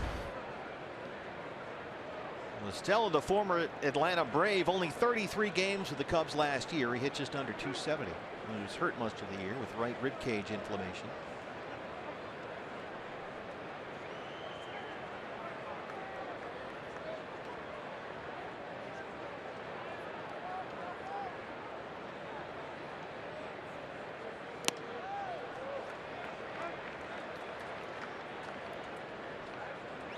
Kyle Drabek has started throwing again in the Diamondback bullpen.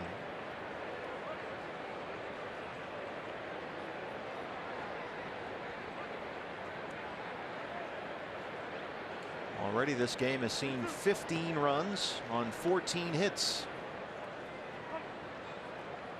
2 errors as well, both by the Diamondbacks.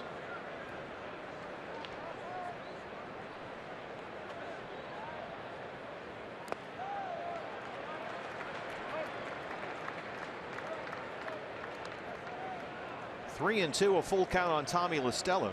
Miguel Montero on deck. Cubs with 2 in the second, 2 in the third, now 5 in the fourth. And Montero would be the 9th man to bat in this inning.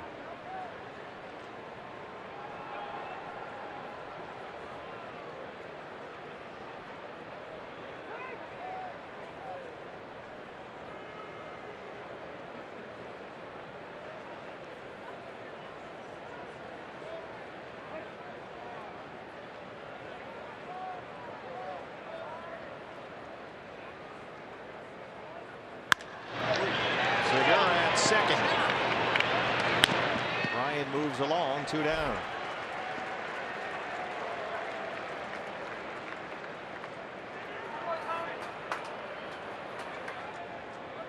Catcher, Miguel. Miggy has struck out and grounded out. He's 0 for 2.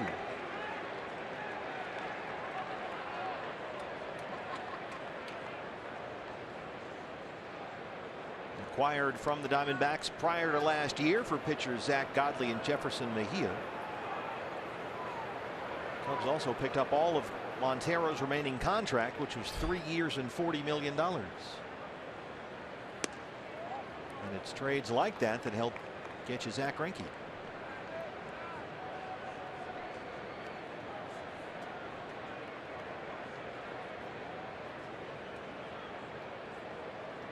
And we know how valuable Zach Godley was for the Diamondbacks last year.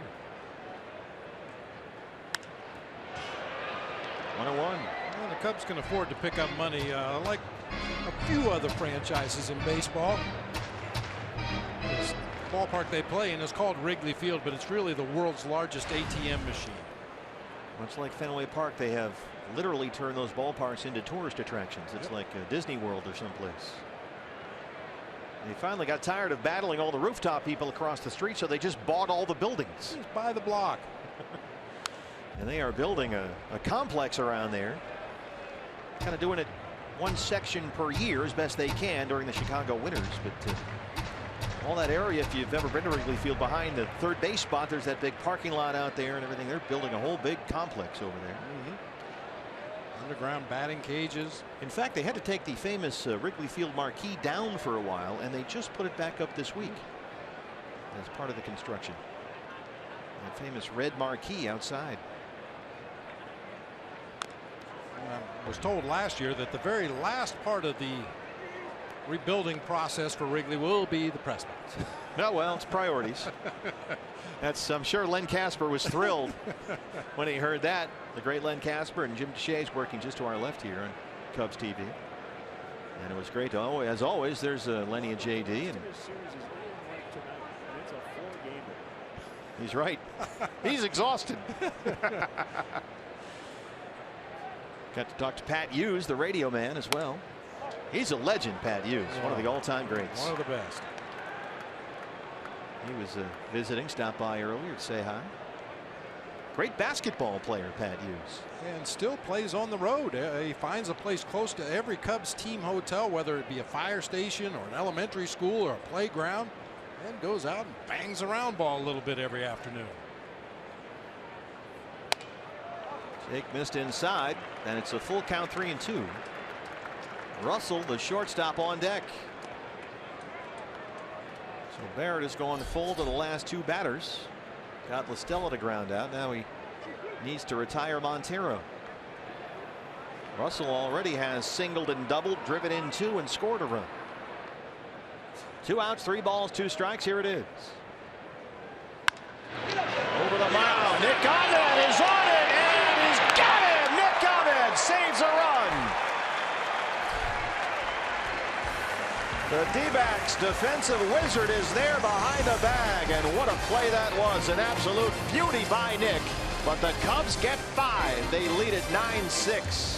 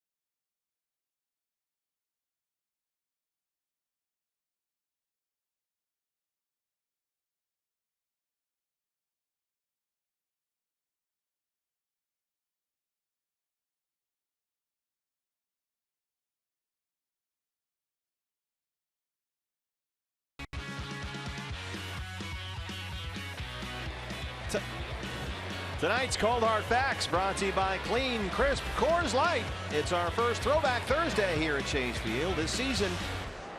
Every Throwback Thursday will honor a different D-backs team, and tonight we celebrate the 1999 team that won 100 games in just its second season of existence and played in the National League Division Series where they lost to the Mets, and Matt Williams put up some monster numbers that year. Unbelievable year. What a team. Matt Williams in 1999 hit 35 home runs and drove in 142 runs. 142 RBIs for Matty back in '99. Chris Owings. And you go down and look at that offensive team, BB, and you broadcast all the games with the great Tom Brenneman. Boy, oh boy. Boy, oh boy. Jay Bell, who threw out the first pitch here tonight, hit 38 homers and drove in 112. Matty had 35 and 142. Gonzo 26 home runs, knocked in 111. Here's Gonzo. And Steve Finley 34 homers, 103 RBIs. It's a lot of offense. That's a lot of noise. Yeah, they were a fun team to watch, no question about it. And every first 5,000 fans, I should say, through the gates here at Chase Field today, and it will be the case on every Throwback Thursday as Russell has this one. Got a free poster with a great picture of Matt Williams back in the day from the 1999 season. And that's what we're doing with our Throwback Thursdays here at Chase Field. All season long, every Throwback Thursday, we'll honor a different D-backs team. Learned a very valuable lesson that year. Which was? Don't go down to the clubhouse after a clinching game. I was assigned to go into the clubhouse to get some sound from the boys. As the man on the street reporter. As Tom Brenneman stayed up in the booth to kind of carry the telecast from up there, and I went downstairs and got absolutely soaked. Socrates Brito will hit for Jake Barrett. But it was good preparation for what happened a couple of years ago. I was going to say. Socrates had a good spring, hit just over 300, had a home run, shoots this one toward left center, Fowler. Well, he can cover a lot of ground out there. I'm told that the news is somewhat encouraging on Kyle Schwarber. There was an early report on his condition. I got a text from a representative of the Cubs that said the initial diagnosis is a sprained left ankle. X-rays were negative. They're going to take him for an MRI tomorrow to get a more conclusive reading. Well, that's about the best news you could hope for under the circumstances.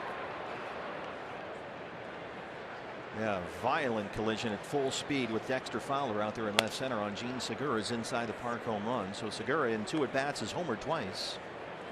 He took Lackey's first pitch as a Cub out of here to right field over the head of Jason Hayward.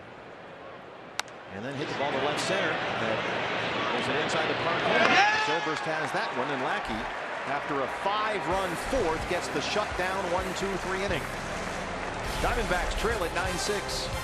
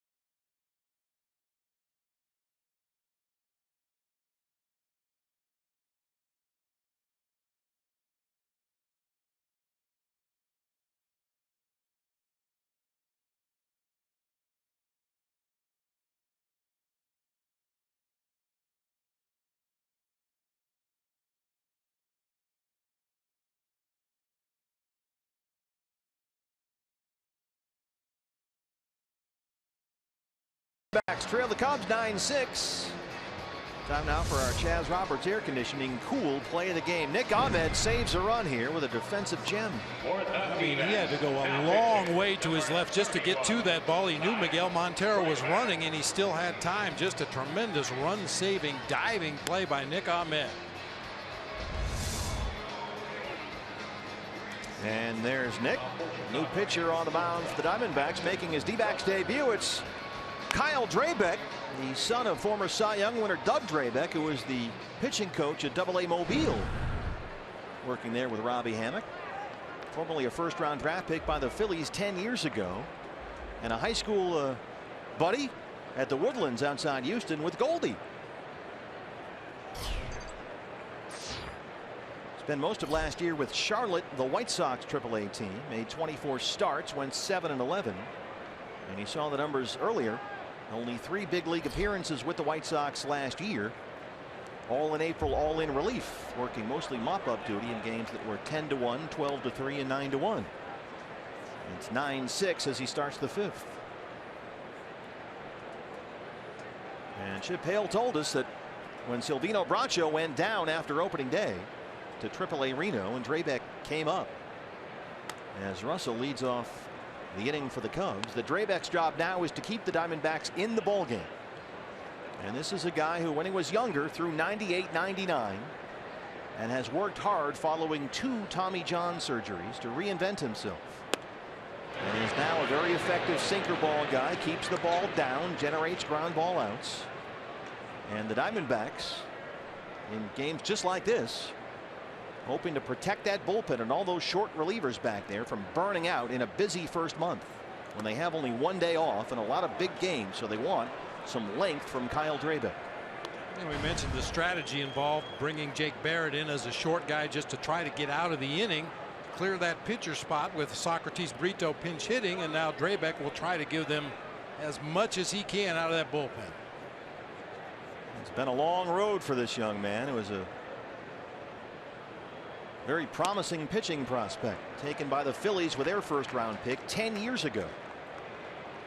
3-2 on Russell, who has singled, doubled, driven in 2, and scored a run.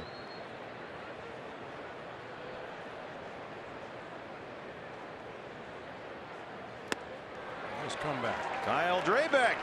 Good start for Kyle. He was part of the package that Philadelphia sent to Toronto in the Roy Halladay deal. That was before the 2010 season. And at that point, Kyle Drabek was one of the top prospects in all of baseball. But his career has been just really derailed by injuries. Not 1, but 2 Tommy John surgeries. 2007 and then again in 2012. Here's Lackey.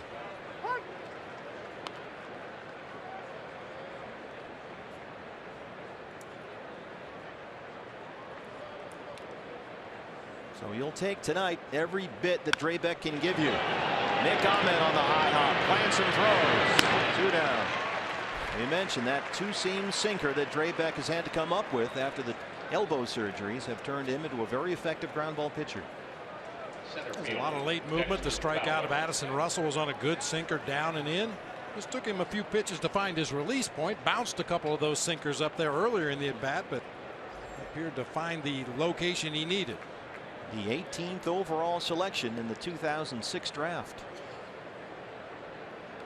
2 down for Fowler, who had an RBI triple and scored a run his last time up. He's 1 for 3. Kyle Drabek started a game for the Diamondbacks against the Giants that last week of spring training, when everybody just wants to get through it without having any injuries. And he looked good. He impressed the coaches here and had a promising spring.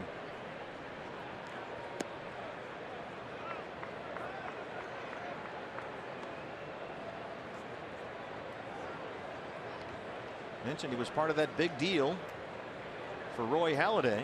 Blue Jays got a bunch of guys back in return. He was one, but it just didn't work for him in Toronto. He went just 8-15 over parts of 5 seasons with the Blue Jays, and last year made it back with the White Sox.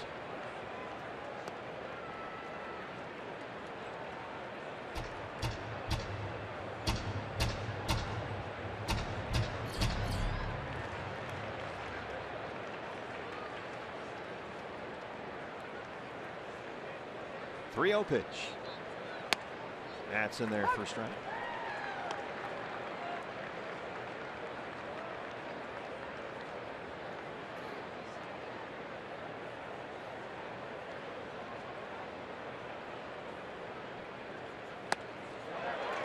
Nice. 3-2.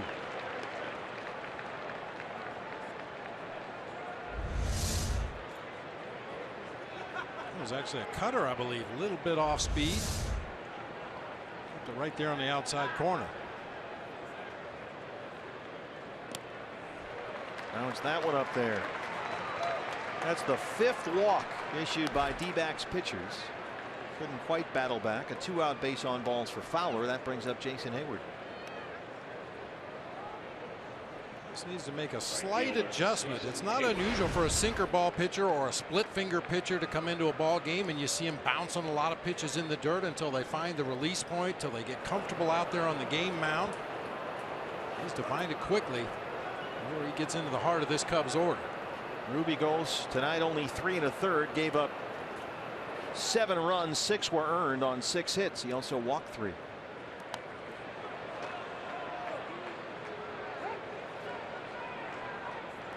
So Ruby's rocky spring has continued into the regular season. Wellington Castillo will get together with Drabek now.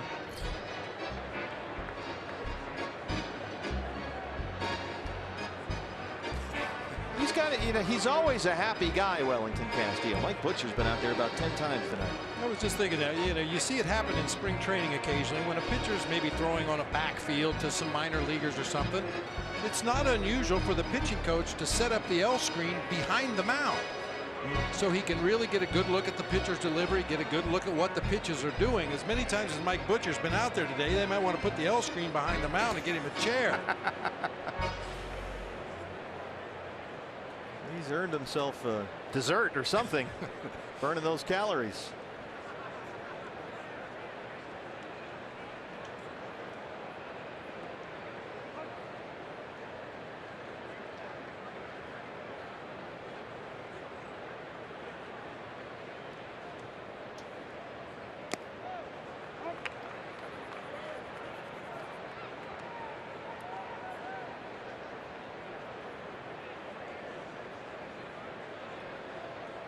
Hayward has grounded out, singled and scored and walked. He's also stolen a base.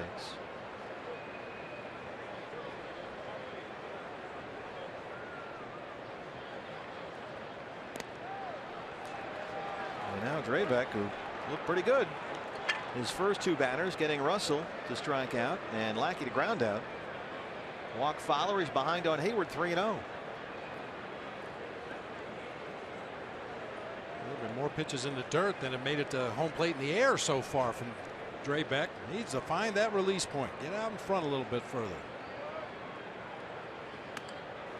Not that time. A 4-pitch walk. Back-to-back 2-out walks. And what have we said about walking guys ahead of Zobrist, Rizzo, and Bryant? That's 6 walks now issued by Mike Butcher's pitching staff. Zobrist has walked twice. Here he comes. Randall Delgado.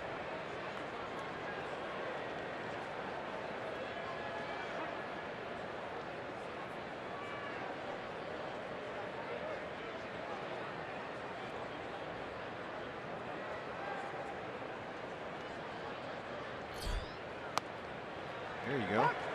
Into a changeup. Sometimes you have to go to a secondary pitch to get a guy back into the strike zone. Just consistently bouncing that sinker up there. So go to something else. Change the release point a little bit. Force him to throw something different.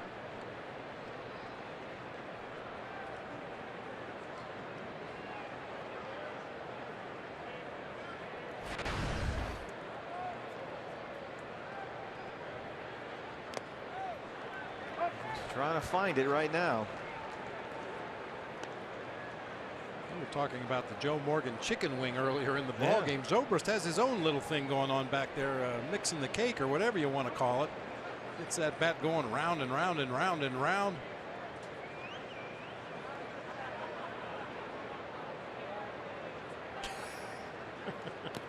I'd be tempted to just stand out there and hold the ball and see how long he would do that before he'll call timeout. And I'm sure some pitchers have tried that on Ben Zobrist before, and there's a line, there's a boundary where he says, okay, that's long enough. Starting to feel some tension in my forearms, time to step out. It's like he's, yeah, you're right, it's like he's stirring some cake batter in there or something. 2-1. Kyle Drabek having trouble throwing strikes. He's thrown 22 pitches so far, Kyle. Only 8 strikes. Back-to-back 2-out walks. Now behind on Zobrist, 3-1.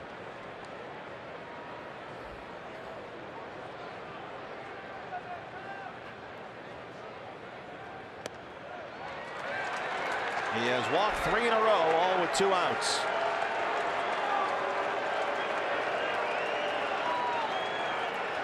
And now the bases are loaded for Anthony Rizzo. Baseman Anthony Rizzo. Rizzo was hit by a pitch and scored a run. Had an RBI single and a 2-run triple. And we have mentioned that he's been a problem for the Diamondbacks before. A .317 hitter. He's got 2 career grand slams.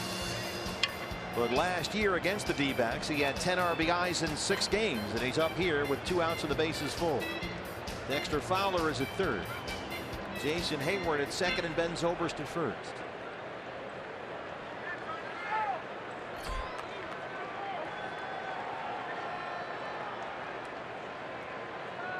Diamondbacks want to stay in this ball game. They need to retire Rizzo right now.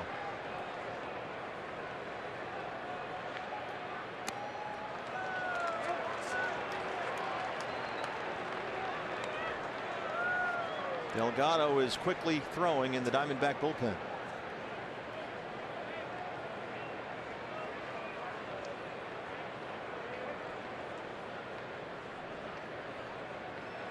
So far for Kyle Drabek, twice as many balls as strikes.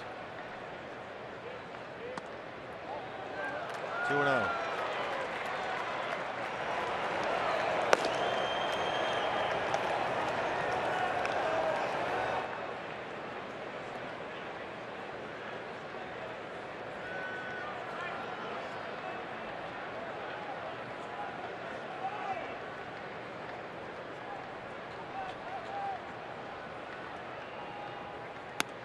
There's a strike. 2-1.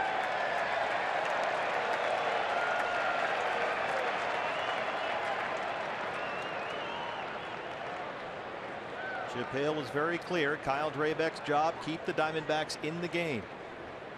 And to do that, he needs to get Rizzo.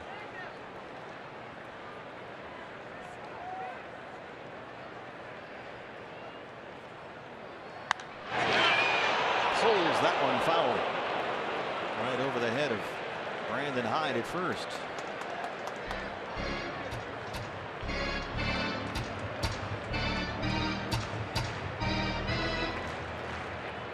Not very many empty seats on that first base side tonight, but fortunately that line drive hit an empty seat. Hopefully got more chair than arm. That young lady seems okay. 2-2.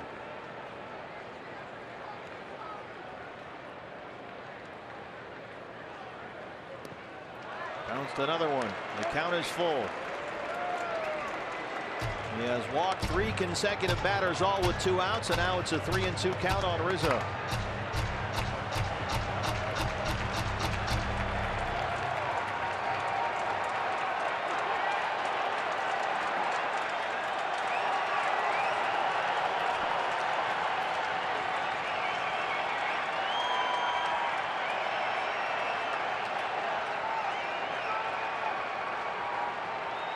There go the runners. He got him. Kyle Drabek. It was a wild ride, man. He walked 3, but he leaves him loaded. And he puts a 0 up there in the Cub 5th. 2 strikeouts and 3 walks in the inning. Buckle up. We're only halfway through.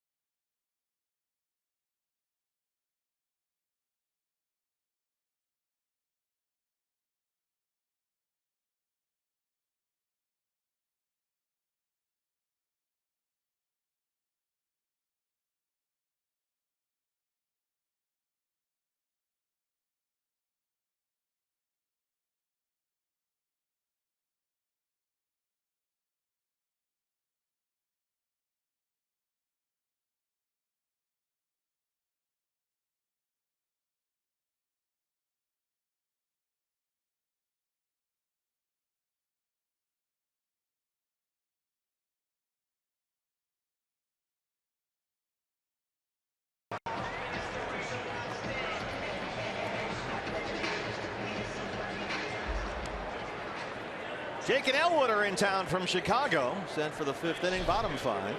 Yankees are coming here soon, May 16th through the 18th. And fans, you can guarantee the best seat for the lowest price when you buy a D-backs mini plan. And you can customize your own ticket package. Tickets to all 3 Yankee games if you wish. Nick Ahmed grounds out to Anderson Russell. The D-backs mini plan is a great way. You can design it yourself and get seats for all 3 games against the Yankees, May 16th through the 18th at dbacks.com. So Lackey's now sit down 7 straight. 1 out for Goldie, who was walked, singled, and scored twice.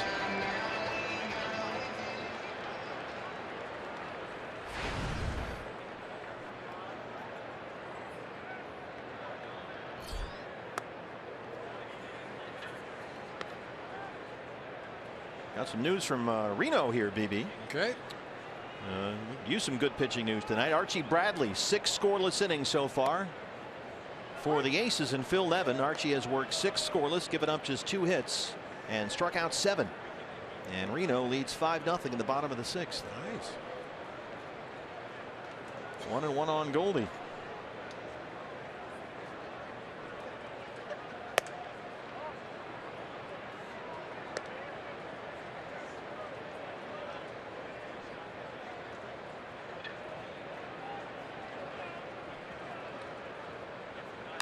This has been like a tennis match with these 2 booming serve and volley guys back and forth. It's the Diamondbacks' turn to answer now. They led it 3-0 after 1 inning. They led 4-2 after 2. They led 6-4 after 3. But now here in the bottom of the 5th, they trail it 9-6. High fly ball. Here comes Hayward. And drifting near the line. 2 down.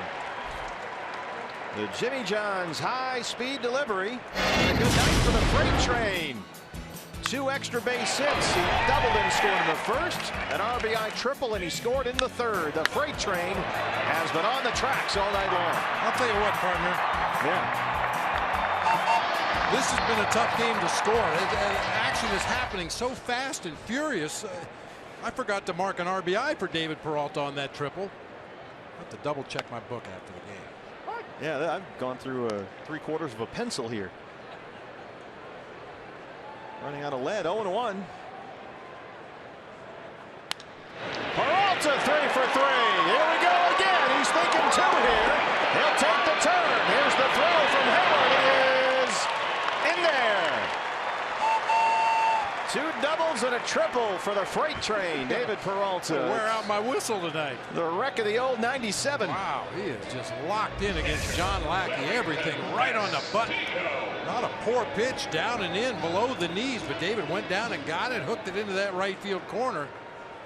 That'll make him 8 for 17 to start the year, David Peralta, after he had kind of a quiet, slow spring. Now Wellington Castillo, in both at bats against Lackey tonight, has chopped at the first pitch. He has popped up and flied out. He takes it that time. 1-0. Now you were saying you think Wellie's getting a little long here. Yeah, you know, we kind of jokingly talked about Miguel Montero earlier in the ball game, taking that big swing, trying to lift the ball in the air and muscle it out of the ballpark. But when you do that, it makes your swing longer and slower. La Stella at 3rd. And they retire Castillo. We are through 5. Diamondbacks trail the Cubs 9-6.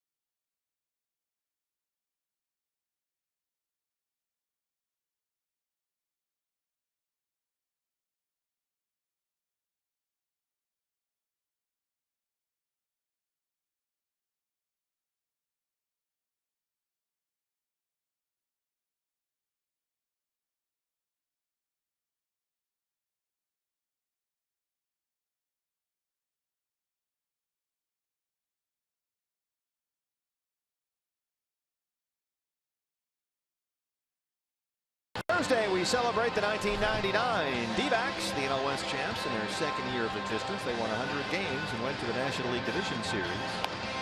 And we'll honor a different Diamondback championship team every Throwback Thursday here this year. But right now, let's Motor Player Profile, brought to you by BMW, as Chris Bryant is set to lead off the Chicago 6th inning.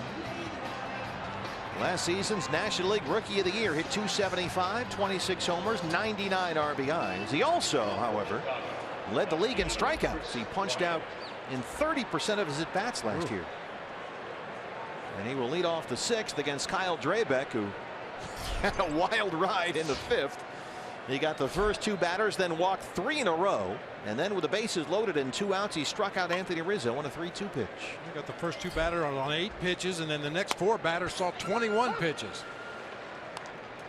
But he got the big out when he needed it, and he kept it a 9-6 ball game, and that's what they're looking for.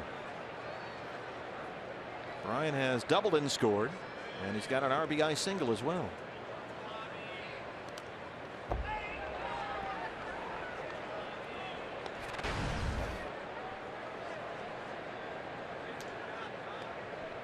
Got to be careful here if you're a sinker ball guy like Drabek, because Chris Bryant, for a big guy up there at 6'5", can really get down low in the zone. Look at how he bends his knee. Yeah, hits out of an exaggerated crouch. Lifts that up in the air. Right field for Peralta. Well, some guys will stand with an exaggerated crouch, but as they get ready to swing, they'll come up out of it and be a little more upright. He stays right down there. Good low ball hitter. Fortunately, lofts this one out to right field for an easy first out in the inning.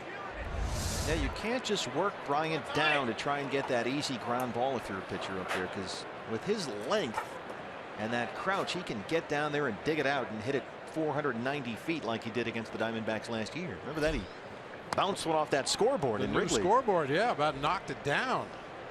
They actually had to put a screen up. This is it, and it came off Rui De La Rosa. I was just about to say they had the scoreboard up there and had to put a screen up to pull across that board for batting practice, because Bryant and others were banging dents in the new scoreboard.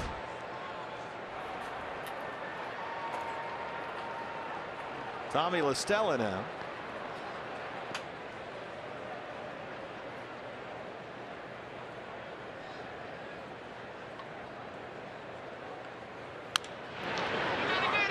Goldie in front of Segura. Drabek hustles over, and he finds the bag with that foot. 2 down.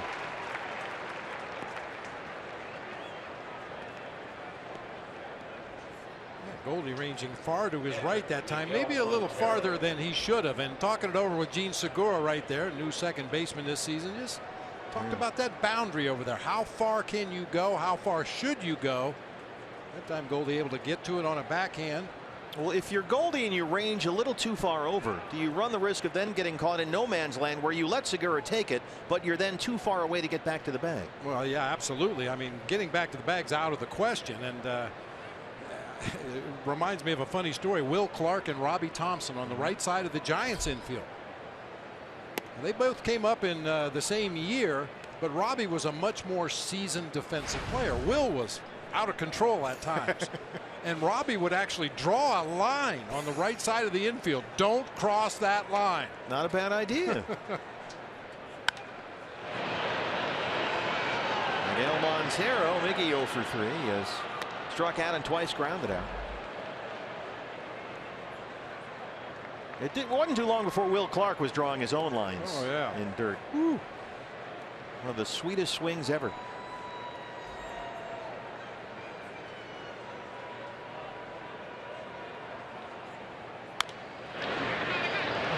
Segura will take this one this time.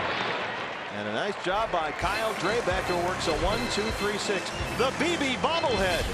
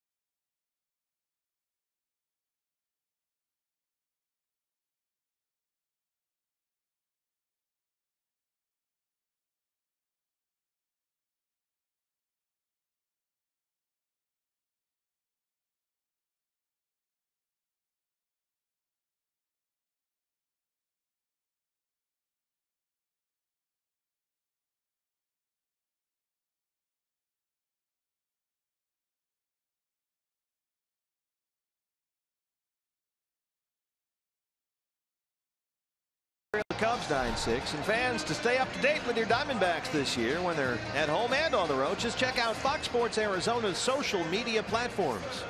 Check out Facebook, the Twitter, Instagram, Snapchat, the whole thing with the social media. Exclusive videos, photos, interviews, game previews, the whole thing. Interaction you won't find anywhere else. It's Fox Sports Arizona's social media platforms. Tells you where I'm at with social media. I've got a pad and paper. I'm trying to write all that down. What was that again?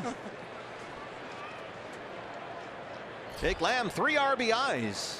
And he'll lead it off against John Lackey. Jake had a big 2-out, 2-run single in the first as the D-backs got 3 in the first against Lackey. And then an RBI sac fly in the third.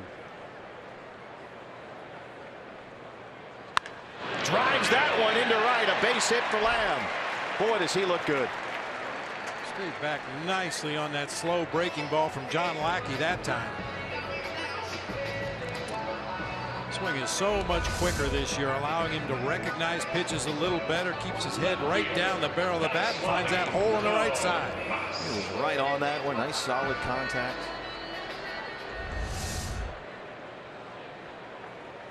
Yasmani Tomas 0 for 2. He has flied out and struck out. Lackey last time came up and in on Yasmani, who swung at one that was just about at his neck.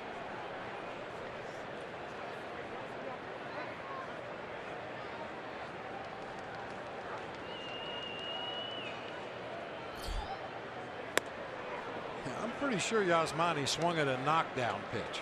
He may have. You know, the Diamondbacks scored 2 in that inning, and then Lackey got 2 quick outs. Tomas was up there with 2 outs and nobody on base. Perfect time to retaliate if you feel it's necessary if you're John Lackey. And I think he was trying to at least knock him off the plate, and Yasmani swung at it. 0-2. Well, with the way Rizzo stands out over the plate, he was hit 30 times, 6 more times than anyone else in baseball last year. I don't know how much of that calls for retaliation. And not only does he stand on top of the plate, but anytime you get hit in the back arm, I think it's the hitter's fault. If you're opening up that much, you're just not respecting the pitcher's right to pitch inside. From the very first day of Little League, guys are taught if the ball's coming at you, you turn away from it. You try to pull your head down into your shoulders. Try to protect yourself as much as you can.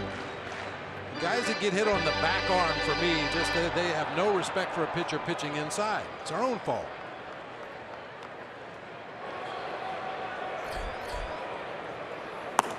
Cubs bullpen gets busy. Justin Grimm, the right-hander. 1-2.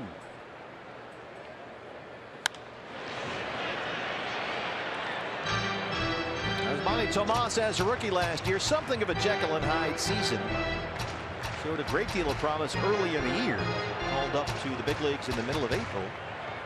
And hit .313 before the All-Star break, but the batting average dropped to .208 in the second half of the year, and his playing time dropped with it. Just stays alive right there.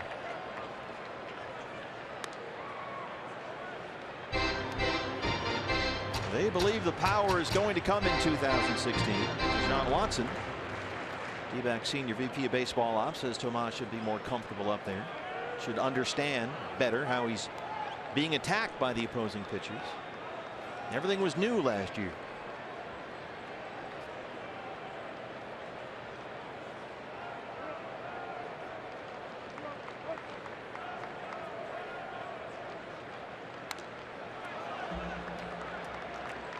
You may wonder what happened to the Diamondbacks offense. They were just banging the ball all over the ballpark in those first 3 innings. But if you recall, John Lackey was throwing almost all fastballs in the first 3 innings. We've seen some sliders. We've seen some slow curve balls. He's mixed in a few more cutters to go along with the sinker. He's really started to mix it up. He had retired 9 of the last 10 he faced before Lamb's single to lead off this inning. Jake will stay put at first, and it's 2-2 on Yasmani Tomas.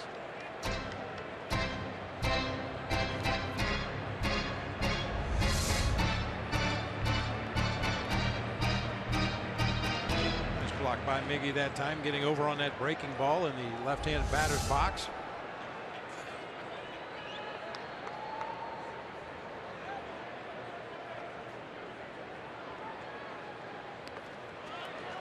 One more time, and the count is full now. Both these catchers have had a workout behind the plate tonight. Yeah. Everybody, this game's going to leave everyone exhausted.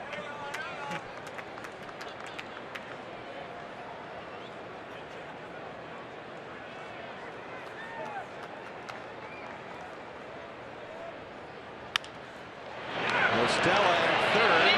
Zobrist for one. They roll the double play.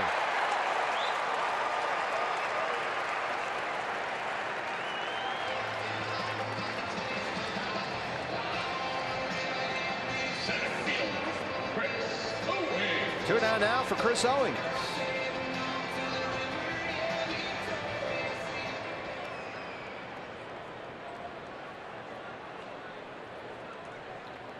John Lackey still not quite at 80 pitches here through 5 2/3. 79 pitches, 57 strikes. Theo digs that one up into the seats. And Lackey is in his age 37 season, but he says he feels better now than when he was 30. Had a broken elbow for 2 years. Trying to grind through that. That was no fun. Missed a season.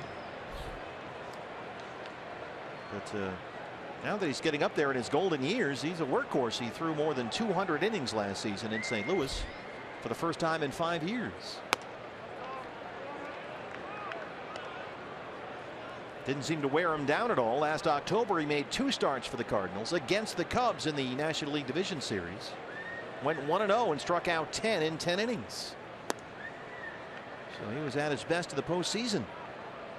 And at 37 can still bring it up there. Low to mid 90s. The thing about pitchers is that it seems like the older they get, what they lose in velocity, they gain in knowledge of how to set up hitters, how to get hitters out, how to let hitters get themselves out. Yeah, Lackey may not throw as hard as he once did, but he knows what to do with what he has. Behind on CO. 3-1 now. When spring training opened up in Mesa this year, Joe Madden went up to Lackey and he said on the first day I went up there and said, God, Johnny, I've been watching you the last couple of years. You're just getting better. Of course, Madden was in Anaheim when Lackey was there. Hayward. So a leadoff single is erased. The double play ball and the fly ball out. Complete 6 innings. Diamondbacks trail at 9-6.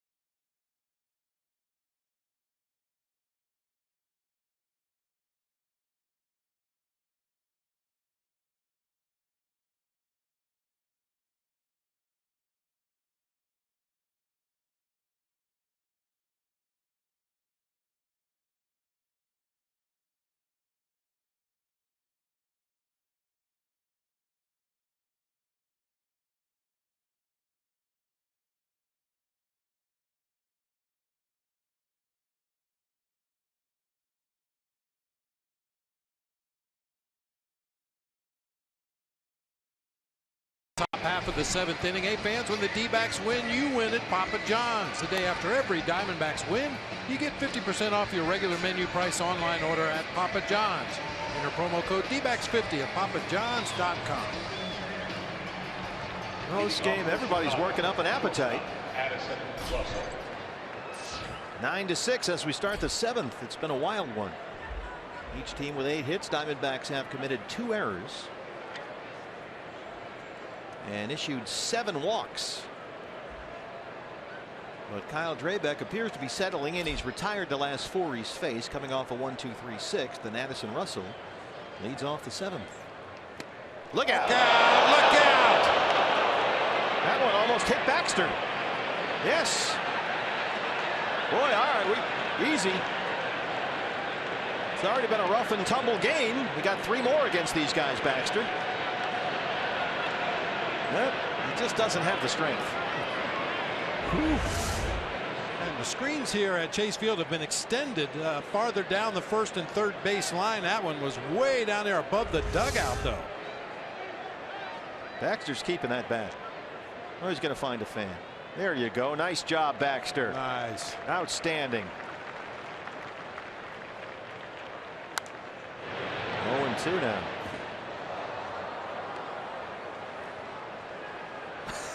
What a cutie. This giant cat just handed me a bat. Yeah, what am I supposed to do with this? Easy, Baxter.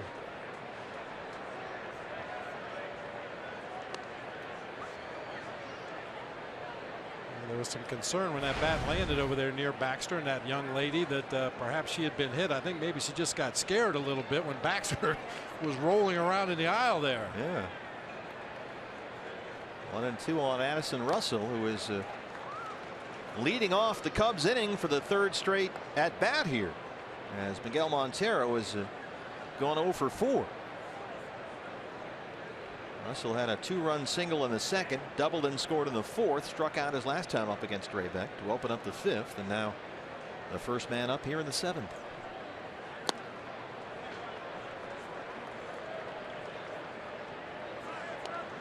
D-backs bullpen quiet.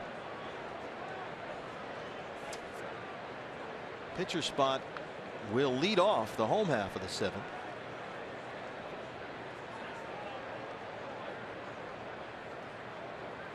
Three and 2.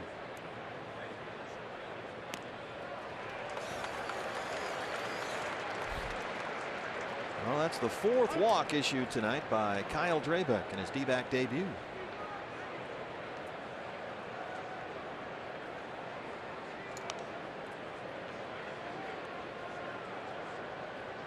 And that's going to end John Lackey's night. You mentioned former Villanova great Matt Caesar, the Villanova football player. He will hit for Lackey.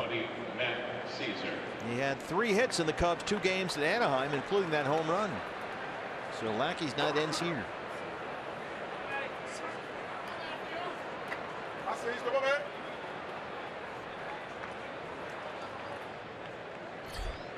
That's Caesar. S-Z-C-Z-U-R.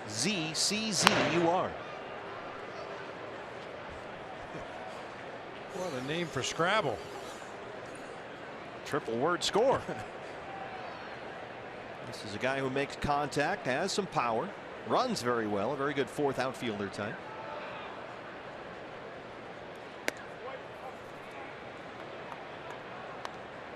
That's Caesar, a 2-sport star in college at Villanova. There you go. Football and baseball. He was a wide receiver at Villanova and was a good one, a consensus first-team All-American,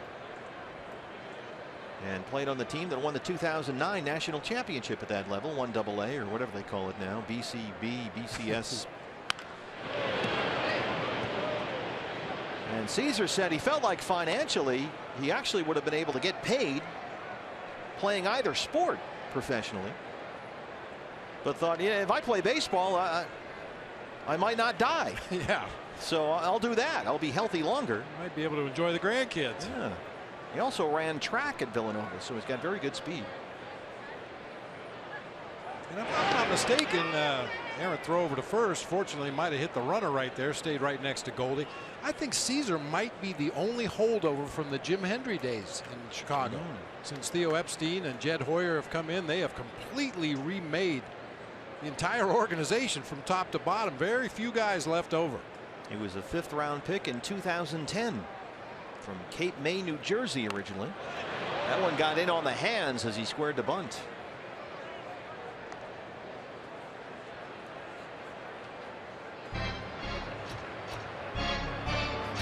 How about Joe Madden? Well, Villanova won the national championship, so you're playing. And he goes in and hits a home run. That's the way Madden works.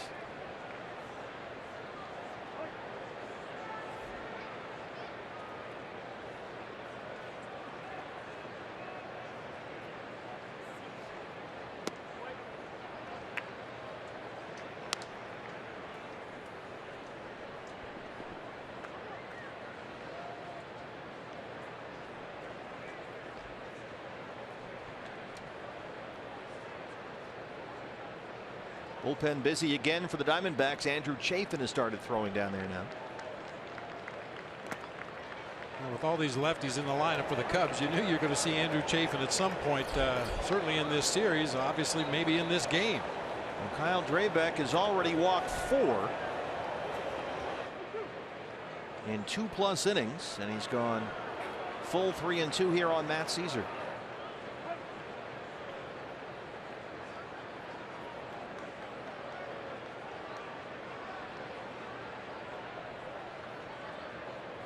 Russell takes off, got a good jump. That's fouled away.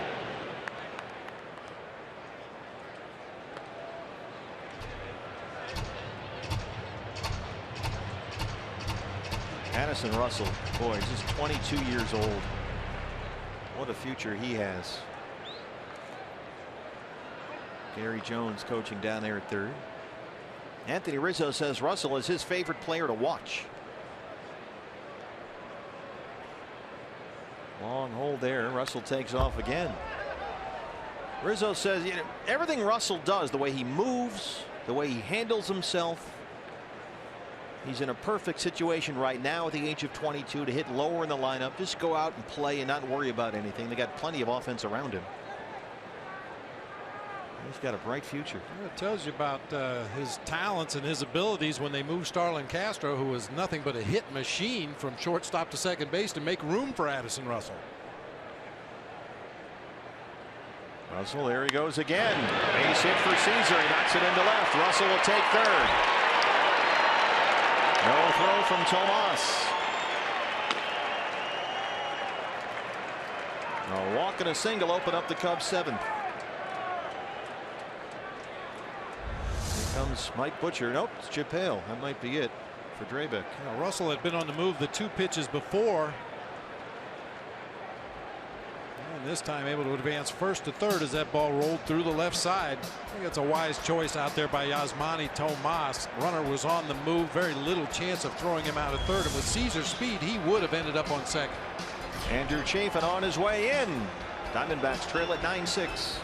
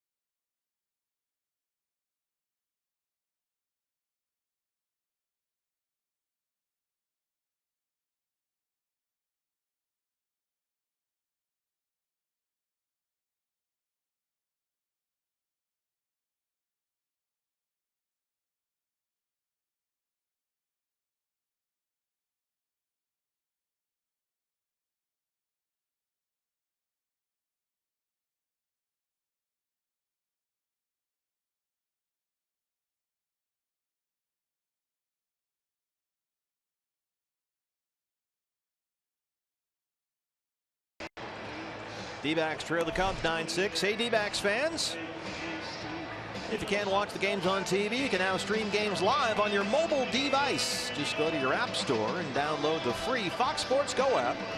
Log in and stream the D-backs wherever you go. Andrew Chafin on from the Diamondback bullpen, and he inherits another mess. Cubs have runners on the corners and nobody out, up 9-6. You see the 2 runs that Chafin gave up. He walked Charlie Blackmon, gave up a single to Carlos Gonzalez, was taken out of the game in favor of Silvino Bracho, who promptly gave up a 3-run homer. So the 2 runs were counted to Andrew Chafin, but he was sitting in the dugout when they scored. Russell is the runner at third, Caesar at first. They'll flip Fowler around, the switch hitter, now batting from the right-hand side, where he hit .326 last year. Gets it down. Chafin, Russell coming home, and he got no play anywhere. There was no one at first base. And it's 10-6 Cubs. Goldie came in when he saw the bunt. Chafin had it and just had to eat it. Safety squeeze from the Cubs this time. Yeah, just Chafin made the decision that they weren't going to get the out at home plate. I'm just going to take the easy out at first. Segura was slow getting over there. Cubs have him at first and second with nobody out and a run in. That's a single and an RBI for Dexter Fowler. 2 more, boys. This inning. And now the left-hand hitting Jason Hayward steps in.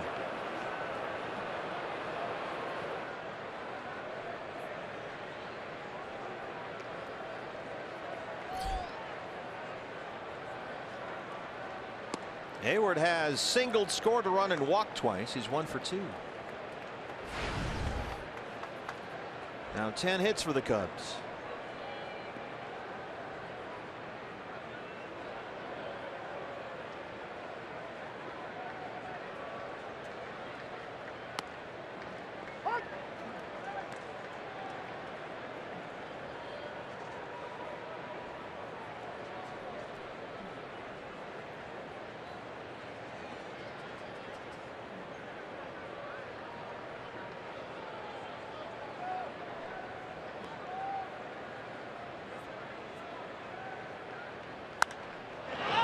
Sky high over the mound. Lamb coming in.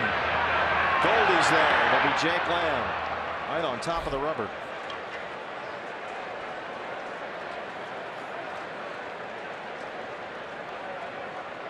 That was dangerous. That ball was so high in the air. Any one of the Diamondbacks infielders probably could have made the play. Fortunately, good communication there. Jake Lamb coming in from his third base position. Goldie from first. Nick Ahmed from short. Andrew Chafin just gets out of the way. How about Gene Segura making a real hustle play to get over there at third? Half the team's over there. They all noticed the third base was left unoccupied. Well, the runners at first and second. So that's 1 out in the 7th. Still 2 on. Zobrist now. He has walked 3 times and popped up.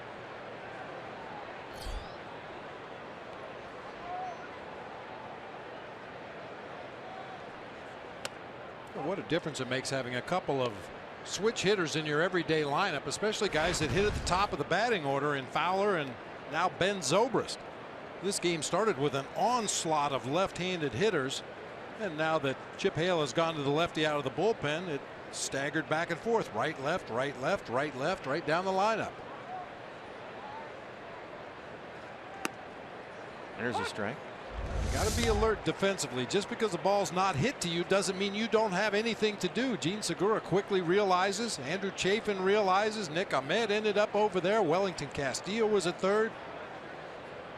Boy, Segura just in a dead run from his second base spot to get over there. That's a nice job. 1-1 on Zobrist. Yeah, you mentioned the lineups. Joe Madden, I mean, he's a lineup freak. He loves moving guys around all the time, trying to anticipate bullpen matchups late in games. He kind of reverse engineers his lineup from back to front. But he loves the idea of Zobrist being a switch hitter, hitting in the middle of that lineup somewhere, maybe third, sometimes fifth, creating problems for opposing managers. So he loves this guy right in the middle somewhere. And his approach from the right side of the plate looks almost identical to his approach from the left side as far as stirring up that cake batter. Does the same thing from this side of the plate. That's a little unusual. Usually there's a slight difference from one side of the plate to the other. Well, he says Zobrist is such a good contact guy that he can really extend rallies. chops at this one, pops it up. Peralta near the line. Caesar will bluff and hold. 2 outs.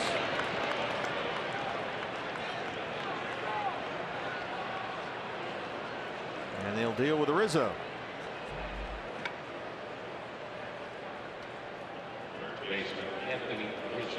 Rizzo's been hit by a pitch. He scored a run. Had an RBI single. Had a 2-run triple and scored a run. And struck out his last time up. Caesar at second. Fowler at first. 2 outs.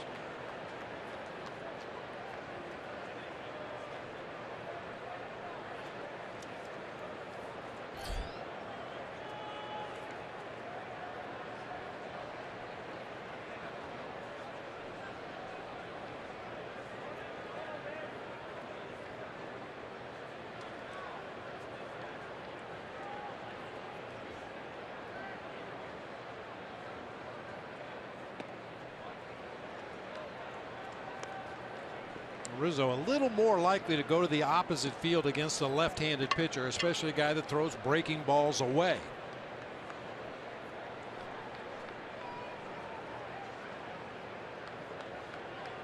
Rizzo handled himself very well against left-hand pitching. He hit .294 versus lefties last year, including 6 home runs.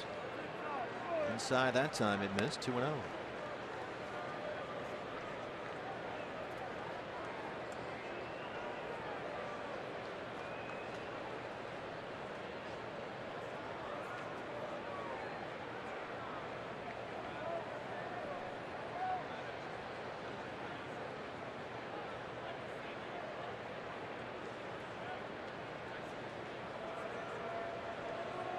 Just the start of what promises to be a wild 4-game series.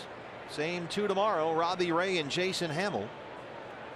Saturday, Zach Greinke and Kyle Hendricks, and a good one Sunday, Shelby Miller versus Cy Young winner Jake Arrieta.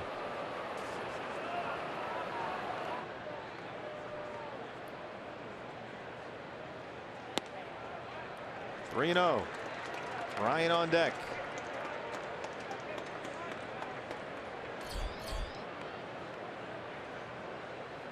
Chafin went to 3 balls on Zobrist, got him to fly out. We'll see how he does with Anthony Rizzo. And you know Anthony Rizzo has the green light on this 3-0 pitch if it's to his liking.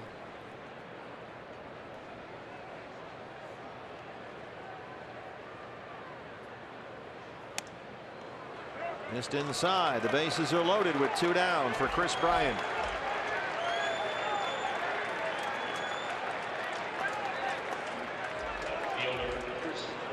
Bryant doubled and scored in the second, an RBI single in the fourth. Caesar's at third, Fowler's at second, and Rizzo at first.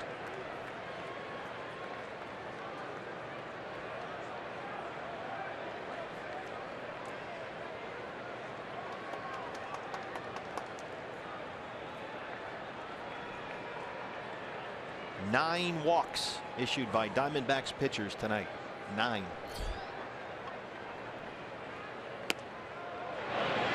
He did not go, says Gary Cederstrom, the crew chief down at first.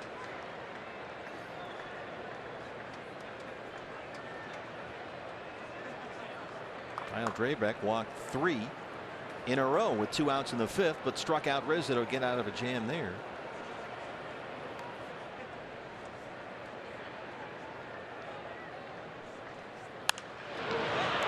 Out of play.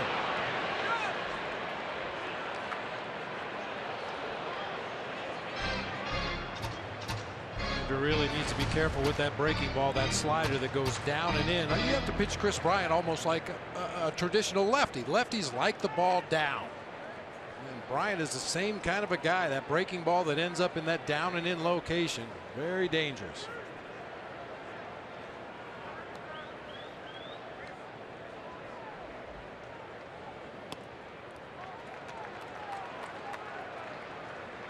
Yeah, Bryant will spread his stance, drive that back knee down to the ground, get that bat path below the pitch no matter how low it is. And despite that size, he gets down there and digs it out with tremendous power.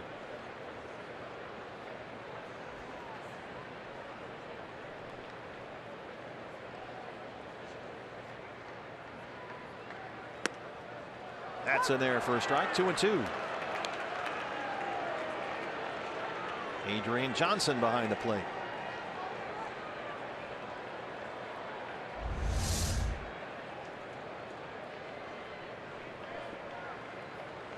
One of the red seams caught the edge of the black.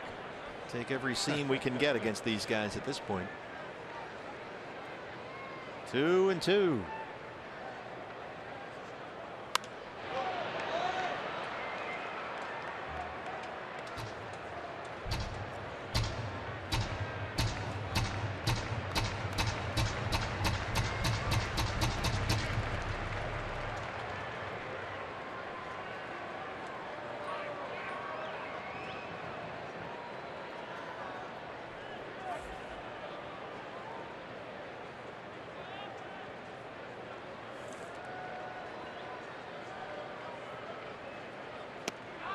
Andrew Chafin strikes him out.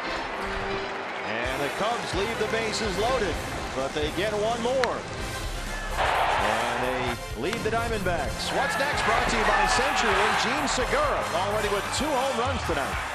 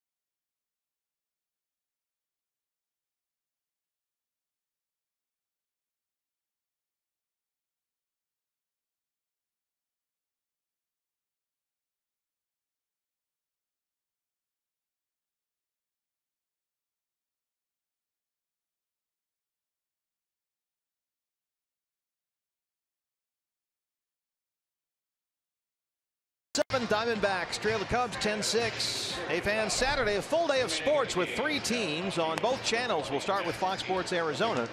Basketball and hockey at 3:30. Suns and Pelicans, followed by the Coyotes and the Sharks. And on Fox Sports Arizona Plus, the D-backs and Cubs. That's a 4:30 kickoff.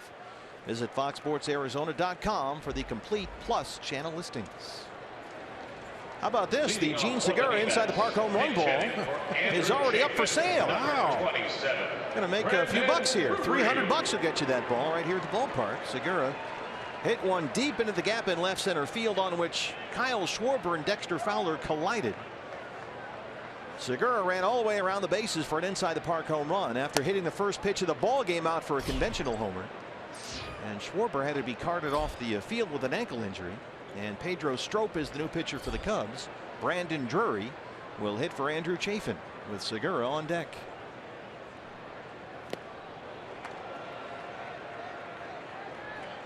Defensive changes behind Pedro Strop. Matt Caesar is the new left fielder. Chris Bryant, who started the game at third, then went out to left when Schwarber was injured, is now back at third base.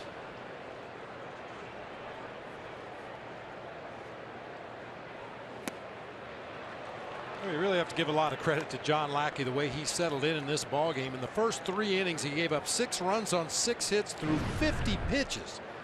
The next 3 innings, he didn't allow a run, gave up only 2 hits and threw 34 pitches. He retired Lackey. 11 of the final 13 batters he faced as Strop rings up Drury. You watch Pedro Strop. He's one of those guys, as we take a look at Gene Segura. It's the Gig Life high-speed highlights presented by Cox. First pitch that John Lackey throws as a Cub. Segura, a leadoff homer. And then there, Schwarber collides badly with Fowler. And he races around the bases. You can buy that baseball right there, right now, for $300. An inside the park home run. The Gig Life high-speed highlights. Boy, those were ever high-speed highlights, brought to you by Cox. Boy, as a hitter, you better be ready with Pedro Strop on the mound. Number one, he throws extremely hard. Up and in. But he'll give you that very abbreviated windup where he almost just steps toward home plate and throws the ball. Other times, he'll give you the full windmill windup. Got to be ready. Kind of like LaTroy Hawkins used to quick pitch. The Hawk. Occasionally. Strop did not allow a base runner in 5 Cactus League outings. He had a very good spring.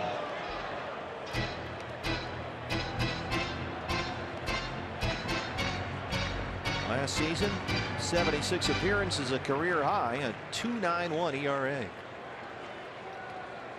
Led all Cubs relievers in games pitched, strikeouts, opponent batting average.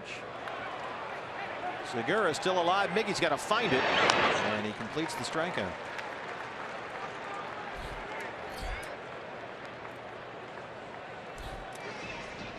Well, here's Nick Ahmed, who was red hot, 6 hits and 11 at bats, including a double and a home run.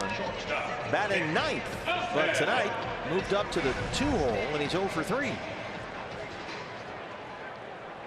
Chip Hale not liking the way Ruby De La Rosa handles the bat. Did not want to hit Ruby 8th tonight, so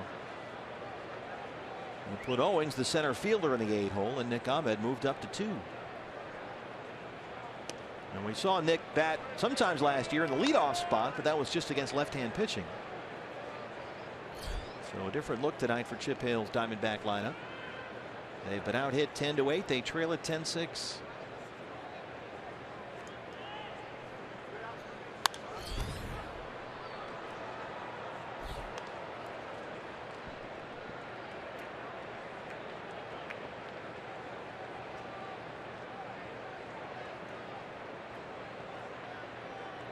Heard a lot of talk about Nick Ahmed's 2-strike approach. We'll see it right here, the way he shortens up his swing and just tries to knock the ball to right center field. It's really helped his overall game up there. And that's one of the things that Chip Hale talked about actually before the ball game today.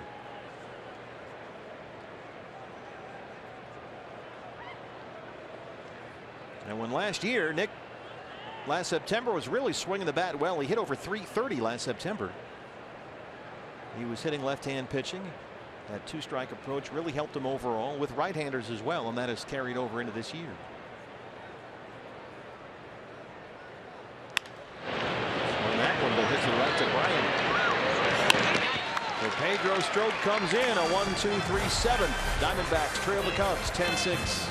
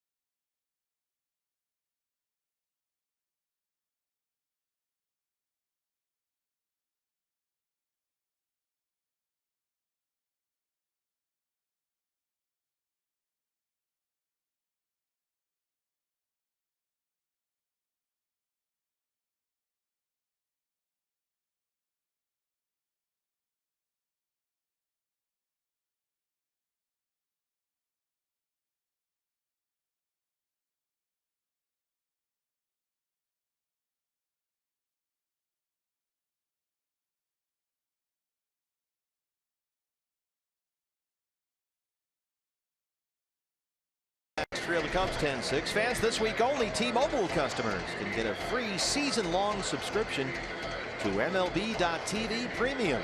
Just go to T-Mobile.com/MLB. Sign up now, and you'll be able to catch every moment on America's fastest-growing LTE network. Just watch the whole game on your phone. Yeah, why not? New pitcher for the Diamondbacks, their 5th pitcher of the ball game, the right-hander Randall Delgado. Randall worked 1 inning yesterday afternoon against the Rockies through 12 pitches. And Pedro Strop, the pitcher. Pitcher spot is now 6th in the Cubs order. Will take the at-bat. Right to Goldie. 1 pitch, 1 out for Randall. It used to drive me crazy. What's that? You got a relief pitcher. Pedro Strop will probably get about, I don't know, 2 at-bats this year, and he goes to the plate, swings at the very first pitch he sees. His chances of getting a hit are nil. Try to see as many pitches as you can. High fives all around, Yeah. apparently. Nice job. Miguel Montero. Miggy 0 for 4. He has ended 3 innings for the Cubs.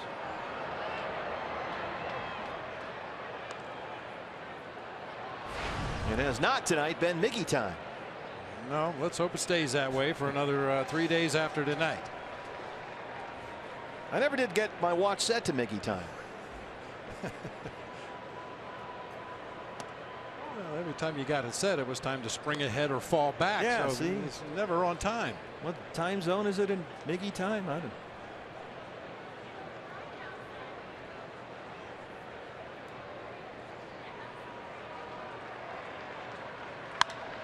Drives this one to Chris Owings in center. Tell you what, CO has not batted an eyelash out there in center field. He's had some balls hit right at him. He's had a couple of balls yesterday go over his head back to the wall. He made plays on both of them. I mean, he's not Willie Mays out there just yet, but he looks just fine. He looks very comfortable. He hasn't been overmatched by anything.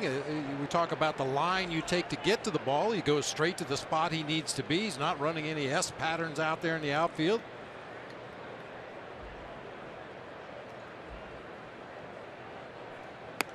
Addison Russell. Dave McKay coaching him up. Responsible for the outfield defenders on the Diamondbacks. The positioning, the coaching.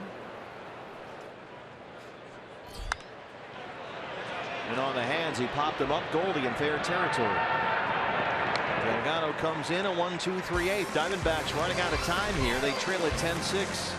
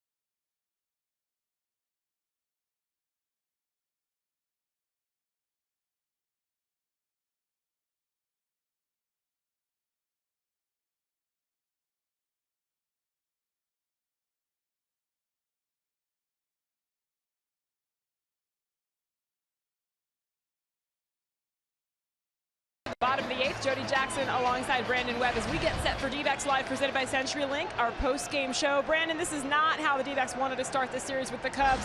And it all starts with the starting pitching, doesn't it? Yeah, Ruby came in and started off good and then quickly fell apart, just missing locations and just got hammered. And Brandon will break down Ruby's outing, as well as, of course, we'll look at all the walks by the pitching staff. But the D-backs still have some time to put some more runs on the board, guys.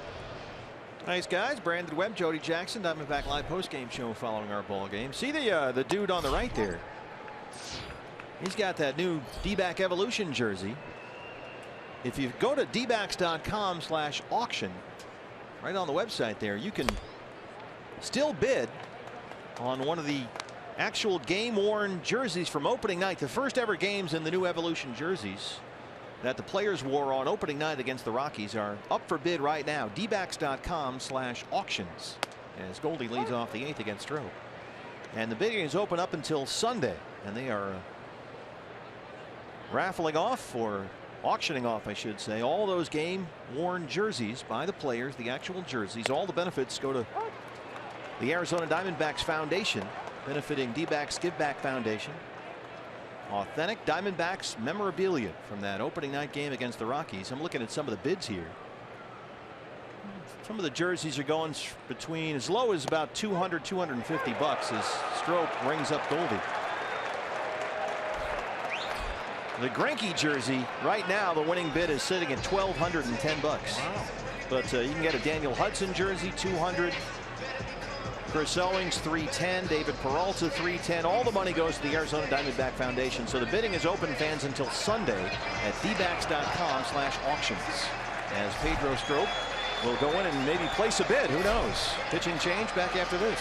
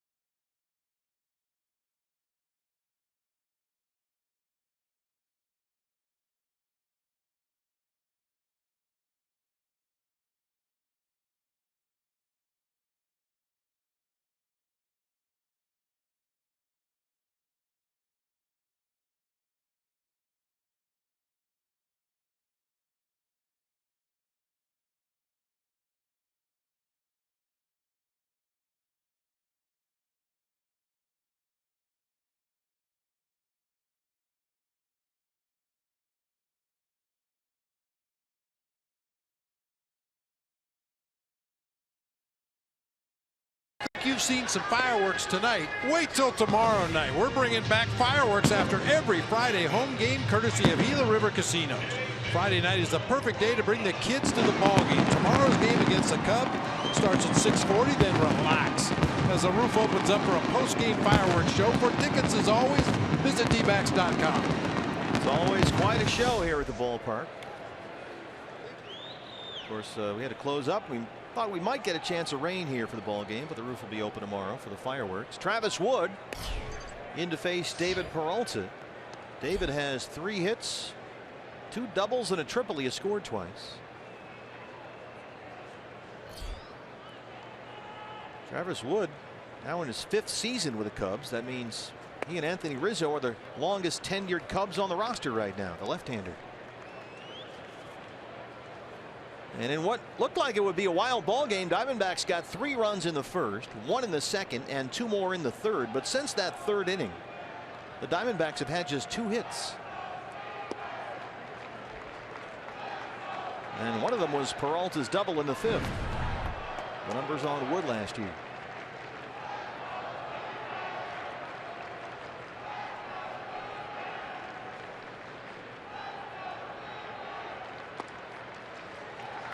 1-out walk.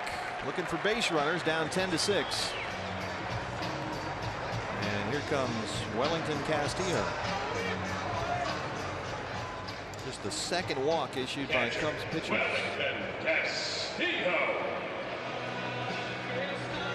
Welly is 0 for 3.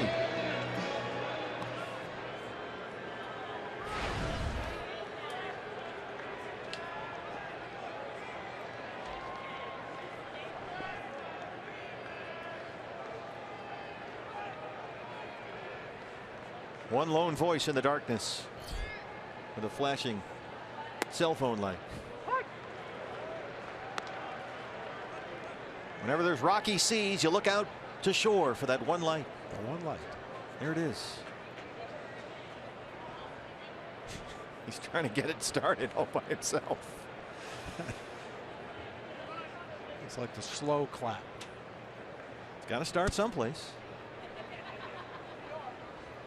Doesn't seem to be catching on, though.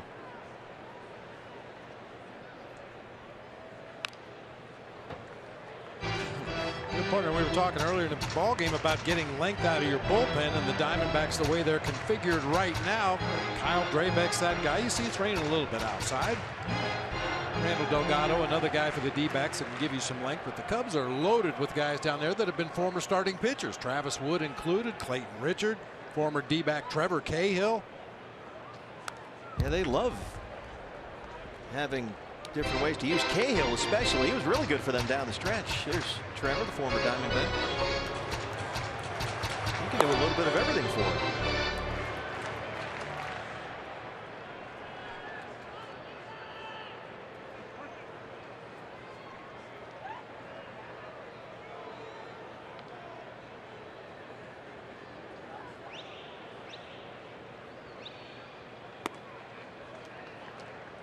I think Cahill, I believe, had a chance to go to Pittsburgh, where they are really big on reclamation projects.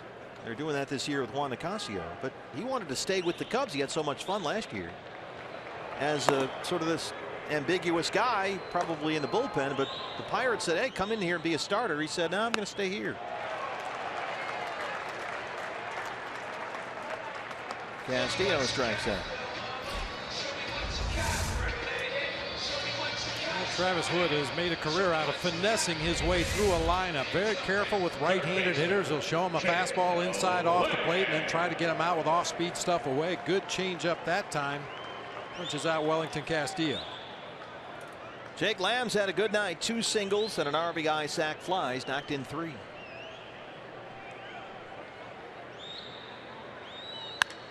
Drives it to Fowler in center, coming in, and he's got it.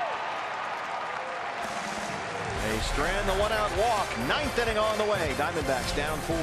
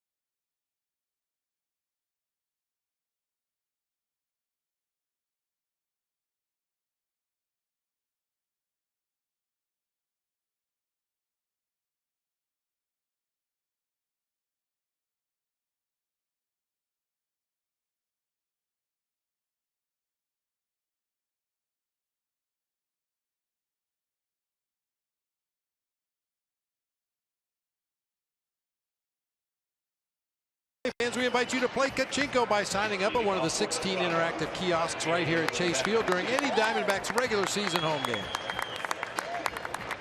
Set for the 9th inning, Randall Delgado back out there. And Chip Hale, in his media pregame address, which he does every day here at the ballpark, talked about this game and this series and said the Diamondbacks need to win some games and show people that they are a team to be reckoned with, which they believe they are this year. And he said right now, even more important, in fact, than wins and losses, is seeing what kind of a battle this series is going to be for his young ball club. Again, for the 2nd year in a row, the youngest team in the major leagues. How would they match up with a team that was a postseason club last year and is a big popular favorite this season? And so far, the results are very much mixed, I think, as Matt Caesar leads it off. I mean, the Diamondbacks have issued 9 walks. Their starter, Ruby De La Rosa, lasted just 3 1/3. And they've had only 2 base hits since the 3rd inning. And so if you're looking for a litmus test game, you're not jumping up and down right now. Might want to come back tomorrow. Yeah. And they got off to a tremendous start, got 3 in the bottom of the 1st. Segura hit the first pitch of the ball game for a home run. But they just weren't able to hold it, weren't able to make the big outs when they needed them for the most part. And the Cubs do what the Cubs do. 10 runs on 10 hits. And it could have been worse. They've left 10 men on base. I do think, Bob, the D-backs tonight just looked a little tight. Yeah, we mentioned it defensively early in the ball game. A couple of they'll go as physical mistakes, but certainly mental mistakes on the part of Wellington Castillo and Jake Lamb. Something we're just not used to seeing from this Diamondbacks as a ball club defensively. And when you see things that you're not used to seeing from a team, that usually means they're playing tight.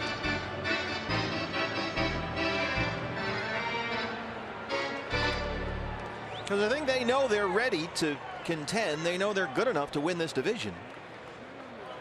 And they certainly know what everybody says about the Cubs this year.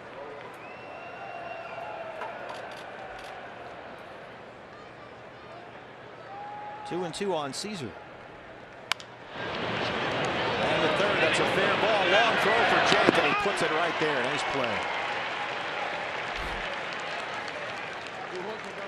So 4 up, 4 down for Randall Delgado. Boy, nicely done. He had to unload that ball and make sure he got on top right here, straight over the top from Jake Lamb. Gets good carry just in time to get Caesar down there at first. 1 down for Dexter Fowler, who has tripled, walked, and singled. He's got 2 RBIs.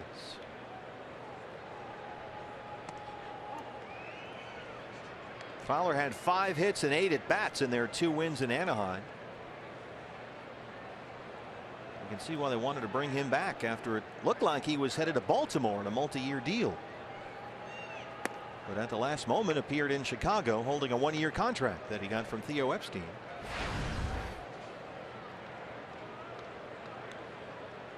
Long time it looked like they might go with Javier Baez in center field. They worked out Baez as a center fielder all through winter ball. He might be one option. Then they thought maybe Hayward would play center and move over from right. But at the last minute, Fowler got a contract, 1 year, $13 million. There's a mutual option for next season that comes with a $5 million buyout. So at worst, Fowler gets $18 million this year and then can hit the free agent market again next winter. So it made sense for him too. There was a cross up on that last pitch. Wellington Castillo caught it kind of funny and then looked out to Randall Delgado on the mound. Randall called Wellington out just to make sure who was right and who was wrong on this pitch.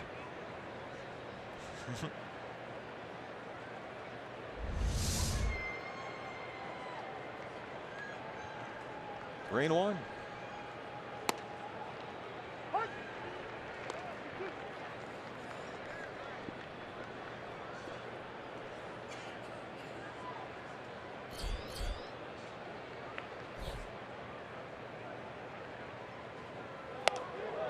Missed inside.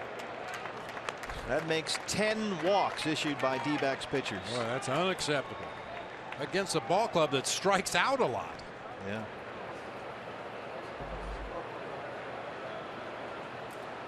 fielder. Jason Hayward now, who's walked twice, singled and scored a run.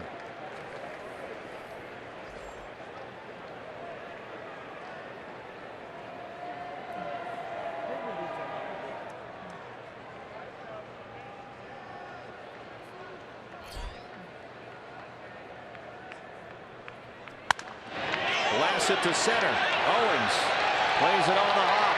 Fowler flies into third. Hayward aboard for the 4th time tonight.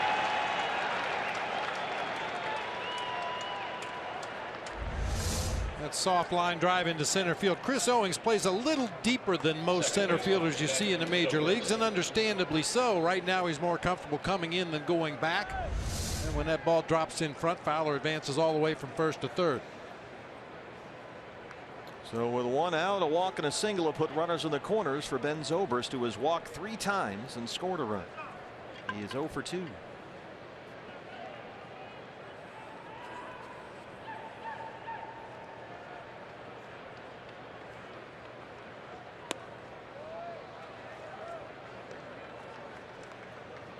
Don't forget it's been, I'm sorry, Bob, it's been a busy week for Randall. He threw 46 pitches Monday night against the Rockies and worked yesterday afternoon as well through 12 pitches.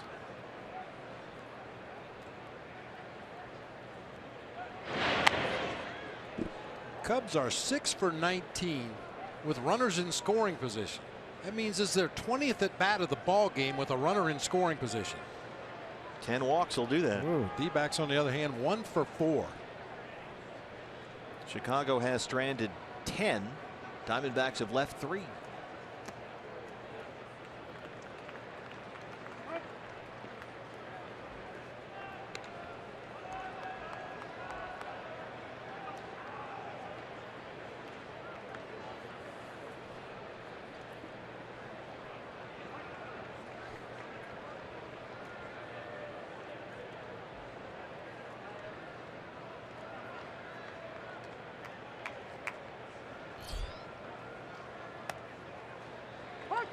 Two and one.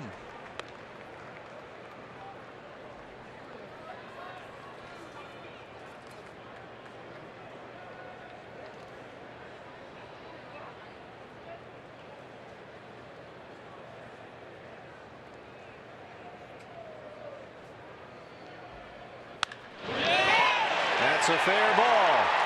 Fowler will score. Hayward will stop at third. RBI double for Zobrist, and it's 11-6 Cubs.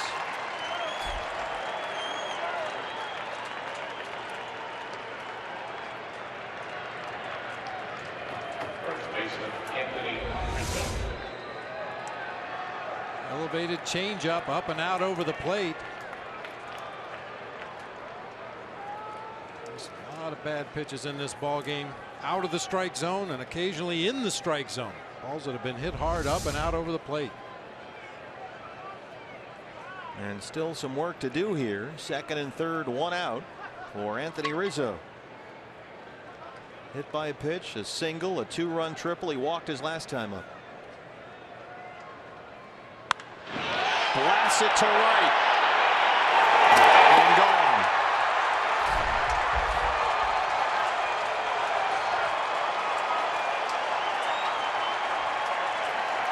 (14-6) Cubs.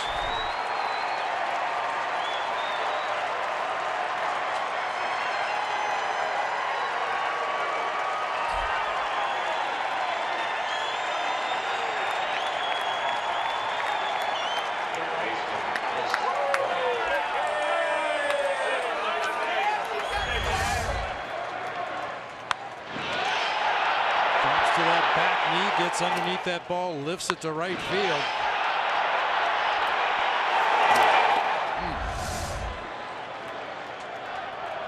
Chris Bryant.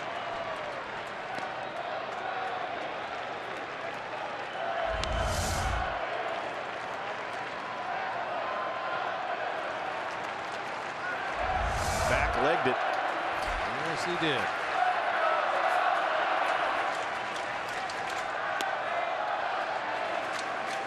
A walk, a single, a double, and a homer. All with 1 out. And have made it 14-6 Chicago.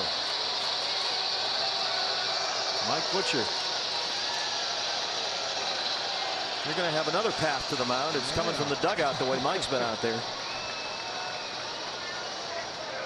I remember we had a night similar to this back when I was managing, and the Cub fans were whooping and hollering. And post-game press conference, I said, I wish they'd just all go back to Chicago. And a call from Mr. Jerry Colangelo the next day.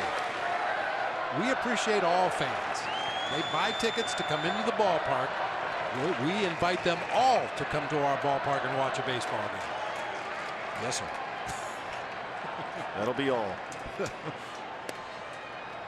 Well, Cubs, as everybody knows here, has had a following the Valley for a long time since they've been coming out to train here.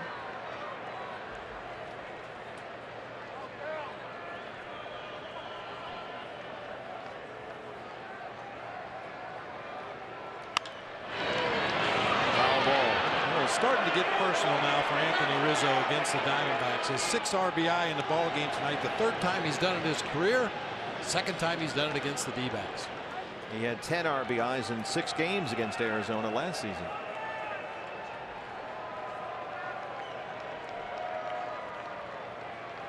He had an RBI single, a 2-run triple, and a 3-run home run.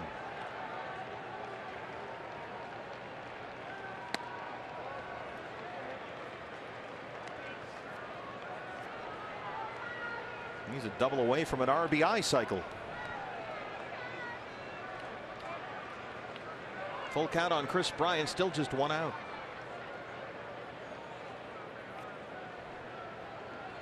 Pitcher spot is due up next. Jorge Soler is in the on deck circle.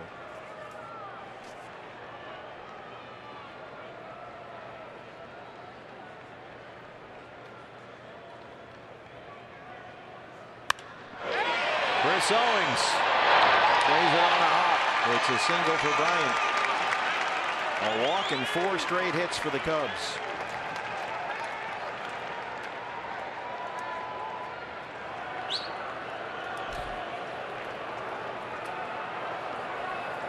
Pitching for Travis Wood, number 68, Jorge Soler.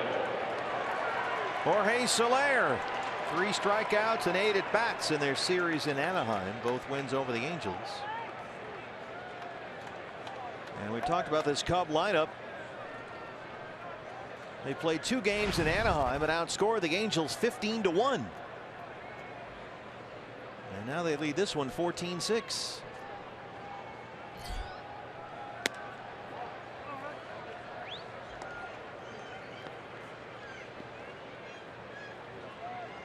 Soler, the Cuban native, just turned 24 years old this spring. Last year, 262, he hit 10 homers.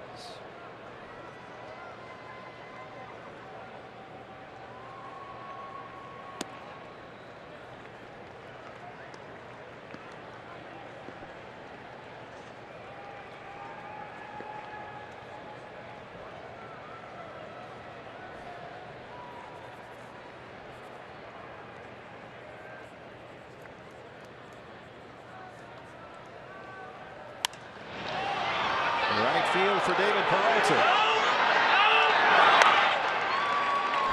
2 down. Field.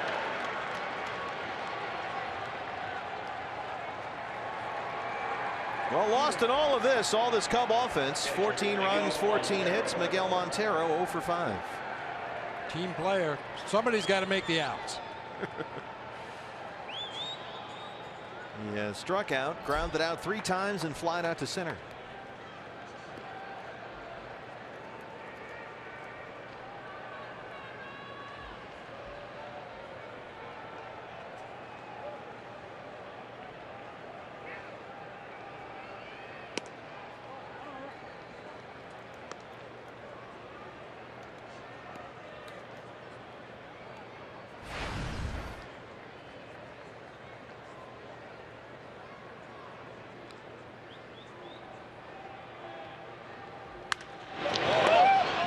Knocks it down on the backhand. Miggy a little slow out of the box there. They had plenty of time to record the out and end the inning. But the Cubs get 4 more. Bottom 9 coming up. They lead it 14-6.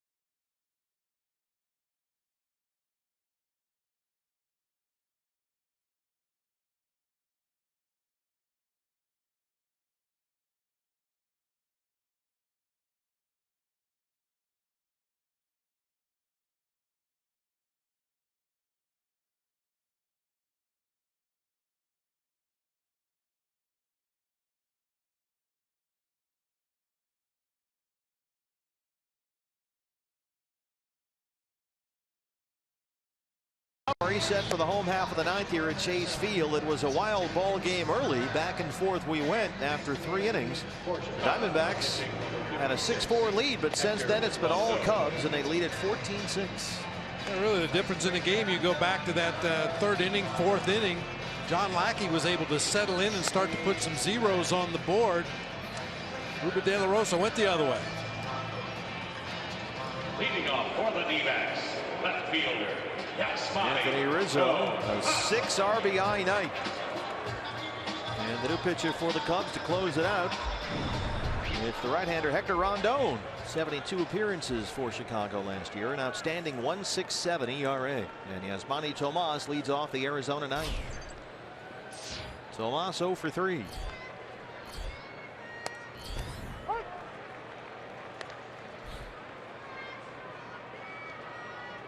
Diamondback Live postgame show follows our ball game. Brandon Webb and Jody Jackson.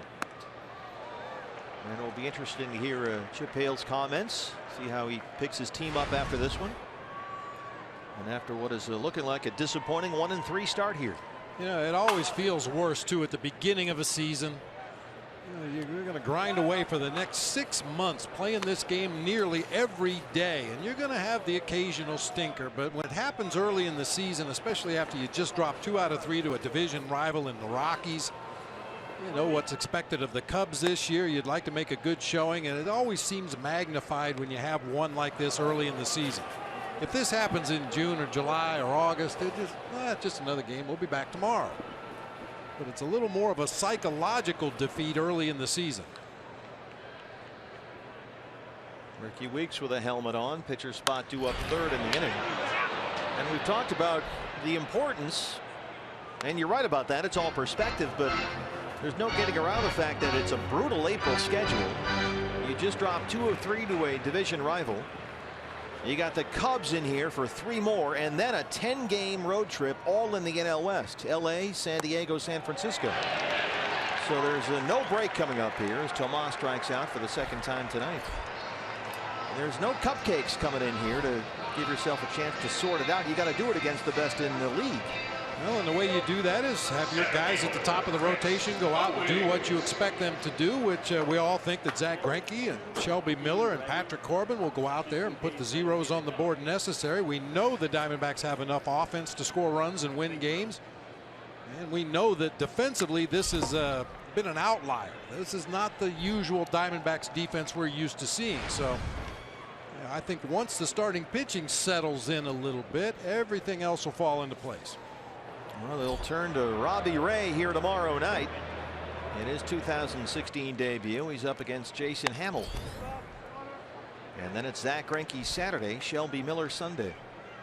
Diamondbacks are off Monday and then open up a long 10-game road trip on Tuesday with 3 at Dodger Stadium. That'll be the Dodgers home opener.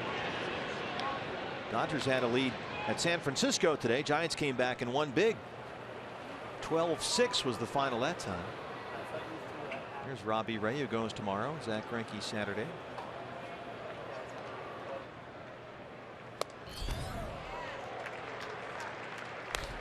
Meantime, you look at the Padres and Andy Green, who we think is terrific and will be a terrific manager. His first 3 games as a big league manager, his team is shut out at home. 3 games, his first 3 as a big league skipper. They don't score a single run. Put the hit sign on. His opening day starter Tyson Ross gave up, well, what, 15, 16 runs. They lost that opener as Owens strikes out. So there's always that. It could be worse. Yeah. Ricky Weeks Jr. now with 2 outs. Number 5, Ricky Weeks. He's persistent. I give it to him. Hanging in there, trying to start a trend. Doesn't seem to have a lot of followers tonight. Battery must be running low. Ricky 1 for 3, all in a pinch hit roll so far this year.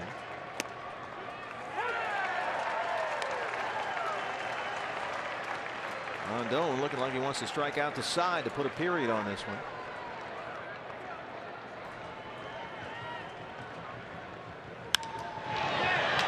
Fowler in center, drifting near the pool. That ball still carrying, but he's back there. And the Cubs take it 14-6. Diamondbacks get out hit 14-8. They committed 2 errors and issued 10 bases on balls. All right. We'll grab a little bite to eat, wash this one off in the shower, and come back tomorrow and hope for better things behind Robbie Ray. Robbie Ray and Jason Hamill, game 2 of the 4-game set tomorrow night. Friday night fireworks here at Chase Field. Plenty of fireworks tonight, mostly from the Chicago side. And here to talk about it on the Diamondback Live postgame show, it's Brandon Webb with Jody Jackson. Jody. All right, Steve, thanks so much. As always on the postgame show coming up, we will hear from the manager, Chip Hale. Also, Kate Longworth will have reaction from inside the Diamondbacks clubhouse. And Brandon, you know, this game for a while there was a slugfest on both sides, and then it got out of control. What will you break down on the postgame show? Yeah, well, they were lucky. They were able to get to John Lackey today and tie it up 6-6. But we're going to take a look at the D-backs pitchers and their struggles tonight. And again, the explosive offense that we've seen from the Chicago Cubs tonight also. We'll take a look at how game 1 went down between these two teams. It's all coming your way. What a night for Gene Segura, though. Oh, by the way, solo home run and then an inside the park home run. The offense not the issue for the Arizona Diamondbacks, at least not early on, but the pitching, Cubs got the best of them tonight.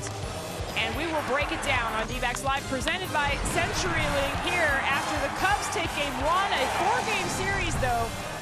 14-6, your final tonight. Post-game show is next.